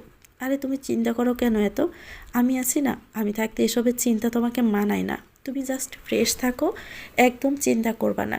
আচ্ছা, আরেকটা কাজ করতে হবে, কালকে ফ্রি আসো? অল টাইম ফ্রি তোমার জন্য, এত ফ্রি হওয়া লাগবে না, ক্লাস করে বের হবা, আমি ক্যাম্পাসে আসবো, এরপর একসাথে বের হব, ওকে? ওকে, তাহলে আবার ঘুমাও। স্বর্ণ ফোন রেখে কালকের দিনের জন্য কাজের তালিকা মনে মনে ভেবে রাখলো। প্রথমে অফিসে গিয়ে অ্যাপয়েন্টমেন্ট লেটার নিতে হবে, তারপর ক্যাম্পাসে গিয়ে আগ্রবকে সাথে নিয়ে একটা বাসা খুঁজতে হবে অফিসের কাছাকাছি। বাসা খুঁজে সময় থাকলে টিউশনিতে যাবে, তবে চাকরির জন্য টিউশনগুলো ছাড়তে হবে, কিছু করার নেই, কিছু পাওয়ার জন্য কিছু তো ত্যাগ করতেই হয়। ক্লাস শেষ করে আরব ক্যান্টিনে এসে দেখলো স্বর্ণ কফিতে চুমুক দিচ্ছে আর ফোন দেখছে। বোঝাই যাচ্ছে অনেকক্ষণ আগে থেকে অপেক্ষা করছে। সামনাসামনি চেয়ারে বসে গম্ভীর স্বরে বলল, একটা ফোন দিলেও পারতে, খামোখা বসেছিলে এতক্ষণ। আরে রিল্যাক্স, বেশিক্ষণ হয়নি, আধ ঘন্টা হয়েছে মাত্র, তাও একটা ফোন দিতে। স্বর্ণ আরবের কথা পাত্তা না দিয়ে বলল, ছাড়ো তো, চলো বের হয়ে বাসা দেখব। অফিসের কাছে একটা 2 রুমের ফ্ল্যাট নেব। কেন, আগের বাসায় কি হলো, ভাই ভাবি কি কিছু বলেছে? না তেমন না, আসলে অফিসে দূরে হয়ে যায়, যাতায়াতের সমস্যা, আমি চলে গেলে আম্মু একা হয়ে পড়বে, ওদের সাথে কমফোর্ট না আনবো, তাই আমার কাছে রাখবো। ও আচ্ছা, ঠিক আছে, চলো বের হই। প্রায় অনেকগুলো বাসা দেখে একটা বাসা পছন্দ হলো স্বর্ণর। অবশ্য নেওয়ার আগে মাকেও ভিডিও কলে দেখিয়ে তবে কনফার্ম হয়েছে। নিহারিকা খানমেরও বেশ পছন্দ হয়েছে।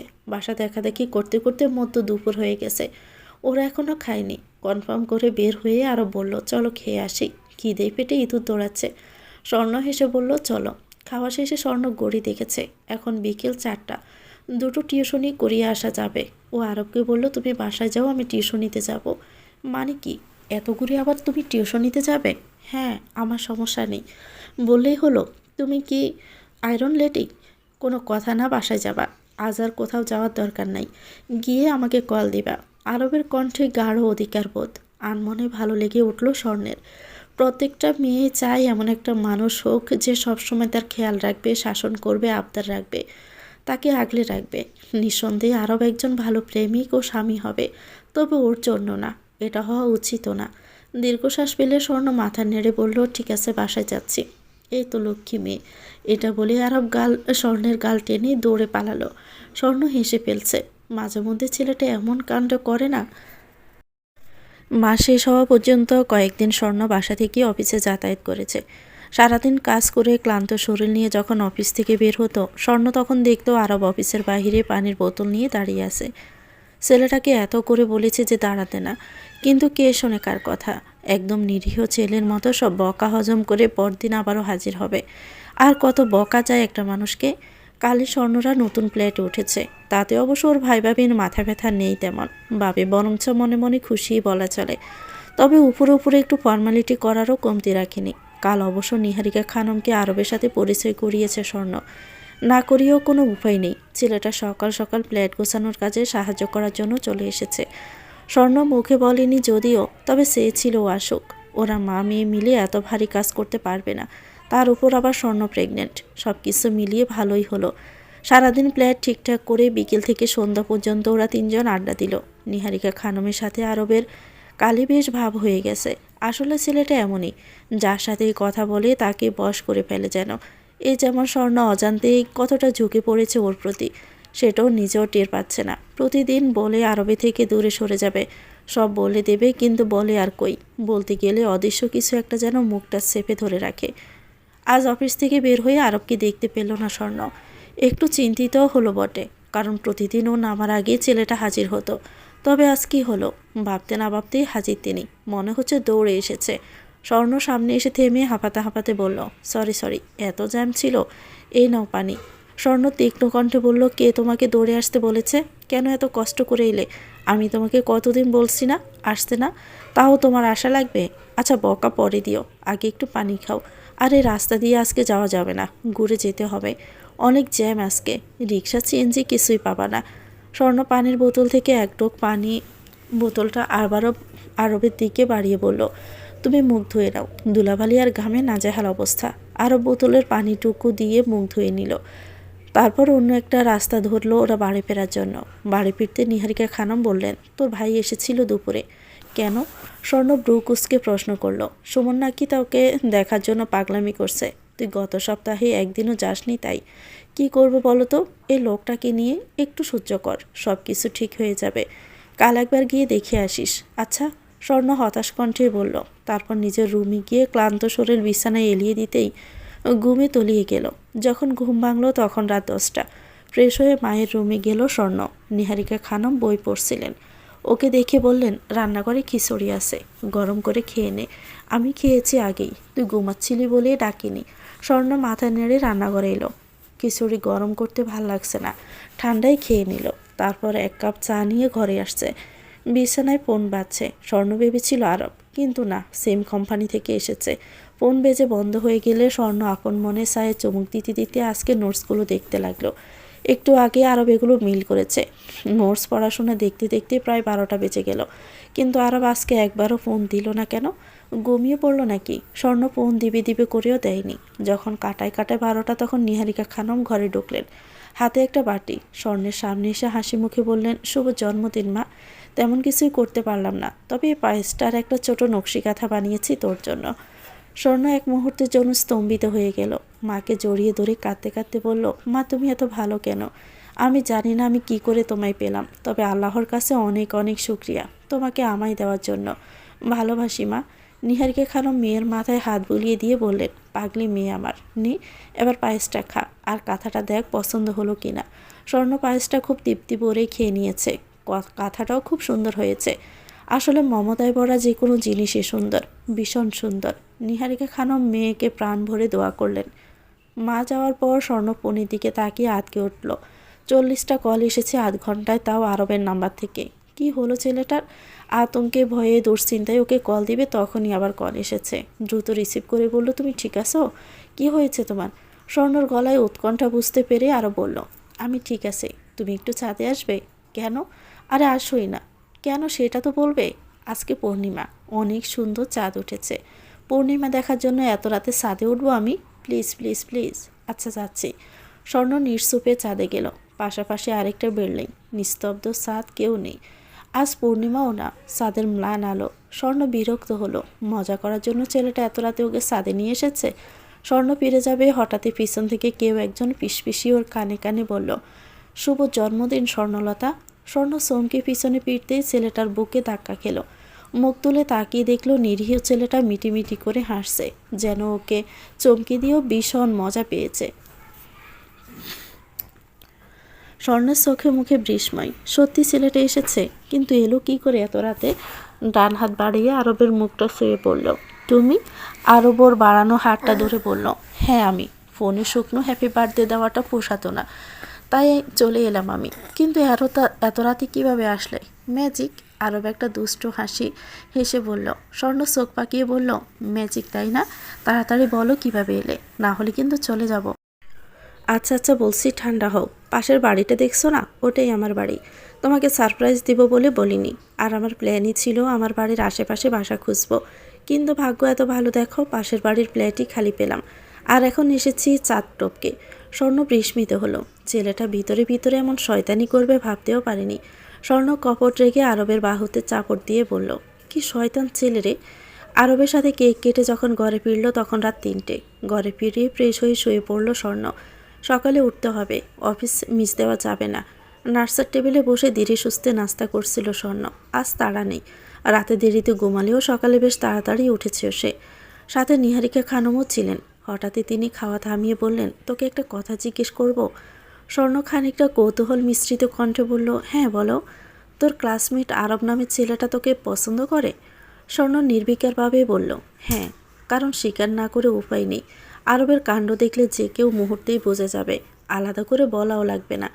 স্বর্ণ অনেকবার শাসানোর পরও পরিবর্তন নেই। একটাই কথা ওর, আমি তোমার মতো পাষাণ নই, নিজের অনুভূতিগুলো লুকিয়ে রাখতে পারি না। স্বর্ণ তখন মনে মনে বলে, আমি পাষাণ ছিলাম না আরব, তোমার কপাল খারাপ, সাথে আমারও। তুমি যে স্বর্ণকে এখন দেখছো সে আদপান্ত ভাঙাচোরা একজন মানুষ। তুই পছন্দ করিস ওকে? মায়ের প্রশ্ন স্তম্ভিত ফিরে পেল স্বপ্ন। মাথা নেড়ে বলল, আমি বন্ধু ক্লাসমেট ভাবি। আমার মনে হয় ছেলেটা সত্যি তোকে অনেক ভালোবাসে। কিন্তু মা, তুমি তো সব কিছুই জানো। আমি কিভাবে ওকে প্রশ্রয় দিব বলো? আমি তোকে প্রশ্রয় দিতে বলছিও না, শুধু বলছি তুই তোর অতীতটা ওকে বলে ফেল। আর মায়া বাড়িয়ে ফেলার আগেই। দেরি করলে জটিলতা বাড়বে, বললে কমবে না। এমনও তো হতে পারে এখন বললে বন্ধুত্বটা থেকে গেলেও যেতে পারে, কিন্তু পরে যদি বলিস তাহলে তোকে প্রতারক ভাববে সারাটা জীবন। স্বর্ণ জানে মায়ের কথাগুলোই ঠিক, বলে দেওয়া উচিত, এবং সে বলবেও, আজকেই বলবে। আর দেরি করাটা ঠিক হবে না। স্বর্ণ মাথা নেড়ে নাস্তাটুকু সেরে যেতে যেতে বলল, বলে দেব মা, আজই বলবো। হ্যাঁ, বুঝিয়ে বলিস। স্বর্ণ ক্ষীণ মাথা নেড়ে চলে গেল। কাল রাতে জন্মদিনের উৎকণ্ঠা যেন হাওয়ায় মিলিয়ে গেল। তার বদলে বিষাদের মেঘ এসে জড়ো হলো। জীবনের প্রতিটা ক্ষেত্র এত কঠিন কেন? কি হতো যদি উচ্ছ্বাস নামের বিষাক্ত অতীতটাও জীবনে না থাকতো? তাহলে জীবনটা কত রঙিন হতো। নিজের সর্বসত্তা দিয়ে আরবকে ভালোবাসতে পারত। ওর পাগলামি ছেলে মানুষগুলো প্রশ্রয় দিতে পারত। সুন্দর সংসার হতো, টোনাটনির সংসার। জীবনটা যদি কল্পনার মতো রঙিন হতো তাহলে বোধহয় বেঁচে থাকার ইচ্ছেটা বেড়ে যেত, আত্মহত্যা হতো না এত। কিন্তু জীবন তো কারো কল্পনার মতো চলে না, সে নিজের মতো স্বাধীন। পরাধীন তো মানুষেরা, যারা নিজেকে স্বাধীন মনে করেও কোনো না কোনোভাবেই জীবনের কাছে পরাধীনই রয়ে যায়। যদিও কথা ছিল সুমনের সাথে দেখা করতে যাবে অফিস শেষে, কিন্তু আরবের জন্য পারল না। ও বায়না ধরলো ওর সাথে রেস্টুরেন্টে বসতে হবে। স্বর্ণ রাজি হলো, কারণ আজকে একটা কিছুর মুখোমুখি হতেই হবে। যতটুকু ধারণা করা যায় আজকে আরব ওকে আবারও প্রপোজ করবে। শুধু প্রপোজ না, একেবারে বিয়ের প্রস্তাব দিয়ে বসবে। আর আজকে স্বর্ণ সবটা ক্লিয়ার করবে। খুবই বাজে একটা পরিস্থিতি সৃষ্টি হবে স্বর্ণ জানে, যার জন্য সে মানসিকভাবে প্রস্তুত। কিন্তু আরবের জন্য খারাপ লাগছে। ছেলেটা ধাক্কা সামলাতে পারবে তো? রেস্টুরেন্টে বসে প্রথমে খাবার অর্ডার দিয়ে দিল। তারপর স্বর্ণর দিকে চেয়ে বলল, প্রিপারেশন নিচ্ছি। কিসের? কিসের আবার? বিয়ের। স্বর্ণ মলিন হেসে বলল, তোমায় কিছু বলবো আরব, মন দিয়ে শুনবে। হ্যাঁ বলো। স্বর্ণ ভিতর থেকে গুছিয়ে নিয়ে বলতে আরম্ভ করলো, তুমি তো জানো উচ্ছ্বাসের সাথে আমার সম্পর্ক ছিল। আমি ওকে বিশ্বাস করতাম খুব, একদম অন্ধের মতো। কত রাত জাগা স্বপ্নের সংসার সাজিয়েছি আমাদের, তার হিসেব নেই। কিন্তু উচ্ছ্বাস আমাকে বাজেভাবে ঠকিয়েছে। ওই যে বললাম না বিশ্বাস করতাম খুব, সেই বিশ্বাসটাই কাল হয়ে দাঁড়িয়েছে। ওর সাথে আমার শারীরিক সম্পর্ক হয় এক পর্যায়ে। জানতে পারি আমি প্রেগনেন্ট। অনেক আশা নিয়ে ওকে জানায়, ভাবি কেউ না থাকলেও পাশে থাকবে আমার। কিন্তু ও আসলে ছেড়ে চলে গেল আমাকে। ভেবেছিলাম আত্মহত্যা করবে, মেরে ফেলবো বাচ্চাটাকে। পরে মা পাশে ছিল, উনি আমাকে সাহস দিলেন। তবে আমি জানি না, মন থেকে আমাকে মাফ করতে পারিনি। পারবেও না, এমন জঘন্য একটা কাজ করার পর মাপ পাওয়া যায় না। কিন্তু তবুও মা তো 9 মাস পেটে ধরেছে, নারী ছেঁড়া সন্তান, তাই পেরাতে পারিনি। মা চেয়েছিল স্কলারশিপ নিয়ে বাহিরে সেটেল হই, আমিও তাই ভেবেছিলাম। পরে আবার মায়ের কথা চিন্তা করে স্কলারশিপের চিন্তাটা বাদ দেই। তোমাকে মিথ্যে বলেছিলাম, ক্ষমা চাওয়ার মুখ নেই আমার, তবু মাফ করো। এখন চাকরি পেয়েছি আলহামদুলিল্লাহ। অনেক দিন থেকে ভেবেছিলাম তোমাকে সব বলবো, কিন্তু বলতে পারছিলাম না। শেষ পর্যন্ত আজ বলে দিলাম। তোমার বন্ধু হওয়ার যোগ্য নই, তবুও চাইবো আমাকে ভুলে যাও। ভালো কারো সাথে সুন্দর একটা জীবন গড়ে নাও। আর পারলে আমায় ক্ষমা করো। কথাগুলো এক নাগাড়ে বলেই আর বসলো না স্বর্ণ। এখানে বসার শক্তি আর নেই। ছেলেটার চোখের দিকে তাকানোর মতো দুঃসাহস ওর নেই, তাই প্রস্থানই উত্তম। আজ কোনো অনুভূতির গভীরে যেতে চায় না আর কখনো, যেখানে নিঃশব্দ কান্নায় স্বরচিত একান্ত শোক। সেদিনের পর থেকে আরবকে আর স্বর্ণের আশেপাশে কোথাও দেখা যায়নি। এরকমই হওয়ার কথা ছিল। এখন আর আগের মতো অফিস থেকে বের হওয়ার পর কেউ আর পানি হাতে এগিয়ে আসে না। ছোট ছোট দুষ্টুমিও করে না কেউ। ওর কষ্টগুলো বোঝারও কেউ নেই। মনে মনে ভীষণভাবে ভেঙে পড়ে মেয়েটা। এত অভিশপ্ত কেন জীবনের অধ্যায়গুলো? কখনো কি ওই অভিশাপ কাটবে না? এত কিছুর পরও স্বর্ণ খেয়াল করে অফিস থেকে বের হওয়ার পর গেটের দারোয়ান ওকে নিয়মিত পানির বোতল এগিয়ে দেয়। স্বর্ণ জানে যতই লুকিয়ে থাকুক ছেলেটাও যত্ন নিতে ভোলে না। আজ অফিস থেকে বাসায় ফেরার পর স্বর্ণের মা বলল সুমনের পরিবার থেকে বিয়েটা না করে দিয়েছে। আশরাফ একটু আগে ফোন করে বলল আমাকে। স্বর্ণ ক্লান্তি স্বরে বলল, যাক ভালোই হয়েছে তাহলে। হ্যাঁ, তুই ফ্রেশ হয়ে খেয়ে নে। স্বর্ণ সায় দিয়ে নিজের ঘরে চলে গেল। আজকাল পেটটা একটু উঁচু উঁচু লাগছে। অনেকেই কেমন করে যেন তাকিয়ে থাকে। স্বর্ণের ভালো লাগে না। মনে হয় স্কলারশিপ ক্যান্সেল করা তার উচিত হয়নি। আরও তো অনেকটা দিন বাকি। মানুষের কটু কথা শোনার শক্তি হবে তো, হজম করতে পারবে তো সে? শঙ্কিত হয় স্বর্ণ। খেয়ে অল্প রেস্ট নিয়ে ল্যাপটপে মেল চেক করতে বসলো। দুটো অফিস থেকে এসেছে, এরপরটা ভার্সিটি থেকে এসেছে। স্বর্ণ ভার্সিটি থেকে আসা মেলটা ওপেন করলো। সেখানে লেখা আছে, dear Swarna, hopefully you are well. I am professor Kipriya. Your project was advanced and I liked it. You have been nominated for a scholarship. You got an opportunity to study at London University. Congratulations. মেলটা পড়ে খানিকটা স্তব্ধ হয়ে বসে রইল স্বর্ণ। কীভাবে কি হলো? ও তো প্রজেক্টে সাবমিট করেনি। ভাবতে ভাবতে ক্লাসমেটদের কল আসতে লাগলো ওর ফোনে। সবাই ওকে শুভকামনা জানাচ্ছে, কিন্তু স্বর্ণ বুঝতে পারছে না কি হচ্ছে এখানে। কিছু একটা মনে হতে আরবকে ফোন করলো স্বর্ণ। এই কয়দিনে কেউ কাউকে ফোন করেনি একবারও। স্বর্ণর ফোন পেয়ে আরব ম্লান হাসলো। এতক্ষণ ফোনের দিকেই চেয়েছিল। ধীরে সুস্থে ফোন রিসিভ করলো। আরব জানে এখন স্বর্ণের মনে নানান রকম প্রশ্ন ঘুরপাক খাচ্ছে। এটাই স্বাভাবিক। ওপাশ থেকে স্বর্ণ কিছু বলার আগে আরব বলল, কনগ্রাচুলেশনস স্বর্ণ মেহবুব। এটা কি তুমি করেছো আরব? বুঝতেই পারছো। কেন? এটার উত্তর আমি তোমাকে এখন দিব না স্বর্ণ। সঠিক সময় আসুক, তুমি সব উত্তর পেয়ে যাবে। আমি জানি তুমি তখন পর্যন্ত অপেক্ষা করবে। ভালো থেকো আর নিজের খেয়াল রেখো। কথাটুকু বলেই আরও ফোন রেখে দিল। স্বর্ণ কিছু বলার আর সুযোগই পেল না। নিহারিকা খানম ভীষণ খুশি, তবে কষ্টও হচ্ছে। একমাত্র মেয়েটা চলে যাবে কিছুদিন পর। স্বর্ণ নিজেও যাওয়া নিয়ে আপত্তি করেনি আর, তবে আজকাল ভীষণ কষ্ট হয় ওর। বুকটা ভারী হয়ে ওঠে নিদারুণ যন্ত্রণায়। অবশেষে কাঙ্ক্ষিত সেই দিনটি চলে আসছে। আজ স্বর্ণর ফ্লাইট। ওর সাথে এয়ারপোর্টে ওর মা, খালা আর খালু এসেছেন। ভাই ভাবি সম্পর্ক ছিন্ন করেছে। এখন কোনো খোঁজ খবর নেই। যাওয়ার সময় স্বর্ণ চাইছিল যেন একবার আরবের দেখা পায়, কিন্তু না, সে আসেনি। আসবেই বা কেন? সবার অলক্ষ্যে চোখের জল মুছে স্বর্ণ ভিতরে ঢুকে গেল। ও যাওয়ার পর আরব এয়ারপোর্ট ছেড়ে বেরিয়ে এসেছে। লন্ডনে স্বর্ণের তেমন কোনো কষ্ট হচ্ছে না এখন, কারণ মায়ের কোনো এক দুঃসম্পর্কিত বোনের বাসায় উঠেছে ও। সম্পর্কে খালা হয়, যদিও এদের স্বর্ণ আগে কখনো দেখেনি। তবে যত দিন যাচ্ছে তত যেন বুঝতে পারছে একজনের অনুপস্থিতি ভীষণ পীড়াদায়ক। সবার সাথে কথা হয়, কিন্তু ওই মানুষটা ছাড়া। এদিকে ওর ডেলিভারি ডেট গনিয়ে এসেছে। ইদানিং ভীষণ চিন্তা হয় ওর ডেলিভারিতে কেউ ওর পাশে থাকবে না। কিন্তু এবারের মানুষেরা খুবই ভালো, বিশেষ করে খালা আর ওনার মেয়েরা। বাচ্চা নিয়ে একটা প্রশ্নও করেনি, কোনো কথাও শোনায়নি। মা হয়তো বলেছে তাই। পড়াশোনাটা বাসায় হচ্ছে, ক্লাসে যেতে পারছে না। এবার এক্ষেত্রে খালার মেয়েরা বেশ সাহায্য করছে ওকে।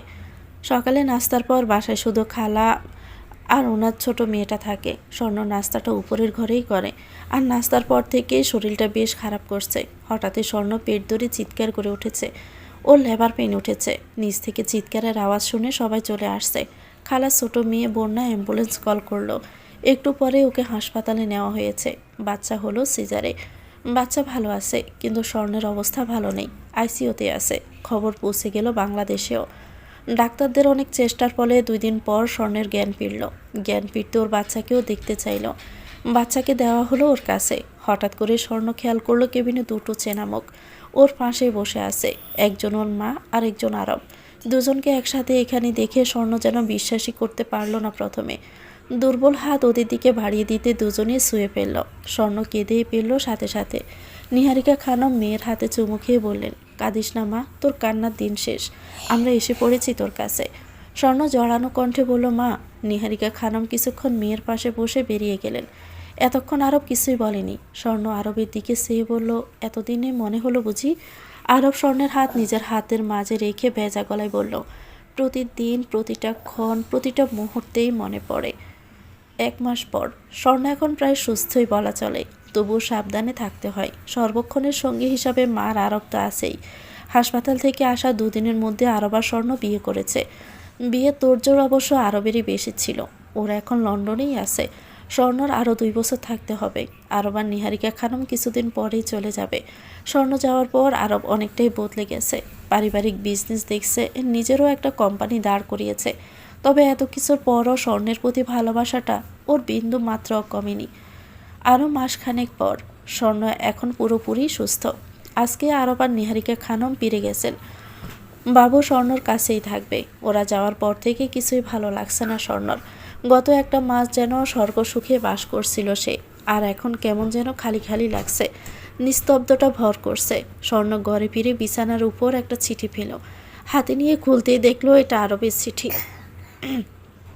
প্রিয় অর্ধাঙ্গিনী, তুমি যখন এই চিঠিটা পড়বে তখন আমি তোমার থেকে যোজন যোজন দূরে থাকবো, কিন্তু মনে রেখো, চোখের আড়ালে মনের আড়াল নয়। তুমি সবসময় আমার মনে আসো শক্তপোক্তভাবে। তবে আজ এই চিঠিতে কিছু না বলা কথা আর তোমার মনের যত প্রশ্ন আছে সব কি তুমি জানবে। তোমার আর উচ্ছ্বাসের কথা আমি জানতাম আগে থেকেই। তোমার প্রেগনেন্সির ব্যাপারেও তুমি বলার আগ থেকেই আমি জানতাম। তখনই ভাবলাম এই দেশে থাকাটা তোমার নিরাপদ না, কিন্তু তুমি স্কলারশিপ বাতিল করে দিলে। আমার প্রচণ্ড রাগ হয়েছিল, কিন্তু আমি তোমাকে কিছুই বলিনি। তোমার কম্পিউটার হ্যাক করে নিজেই সাবমিট করে দেই তোমার প্রজেক্ট, আর দিন গুনতে থাকি। এ ব্যাপারে অবশ্য আমার শাশুড়িমা বেশ সাহায্য করেছে আমাকে। তারপর তো তুমি জানোই, আমাদের বাবু হওয়ার পরই আমি বিয়ের প্ল্যান করেছিলাম। আর দেখো, প্ল্যান সাকসেসফুল। ভালো থেকো মিসেস, আবারও আমাদের দেখা হবে। আল্লাহ হাফেজ। ইতি, তোমার অর্ধাঙ্গ। চিঠিটা পড়ে স্বর্ণ বুকে জড়িয়ে কিছুক্ষণ কাঁদল। এই মানুষটা এত ভালো কেন? না চাইতেও সব দুঃখ কষ্টও বুঝে নেয় মানুষটা। এতদিনে নিজেকে অবাগী মনে হলেও এখন মনে হচ্ছে দুনিয়ার সবচেয়ে ভাগ্যবতী মেয়েটা সেই। গল্পটি আপনাদের কেমন লেগেছে কমেন্ট করে জানাবেন। ভালো লেগে থাকলে একটি লাইক দিয়ে দিবেন। চ্যানেলটিকে সাবস্ক্রাইব করে আমাদের সাথে থাকবেন। সবাই ভালো থাকবেন। আল্লাহ হাফিজ। আসসালামু আলাইকুম।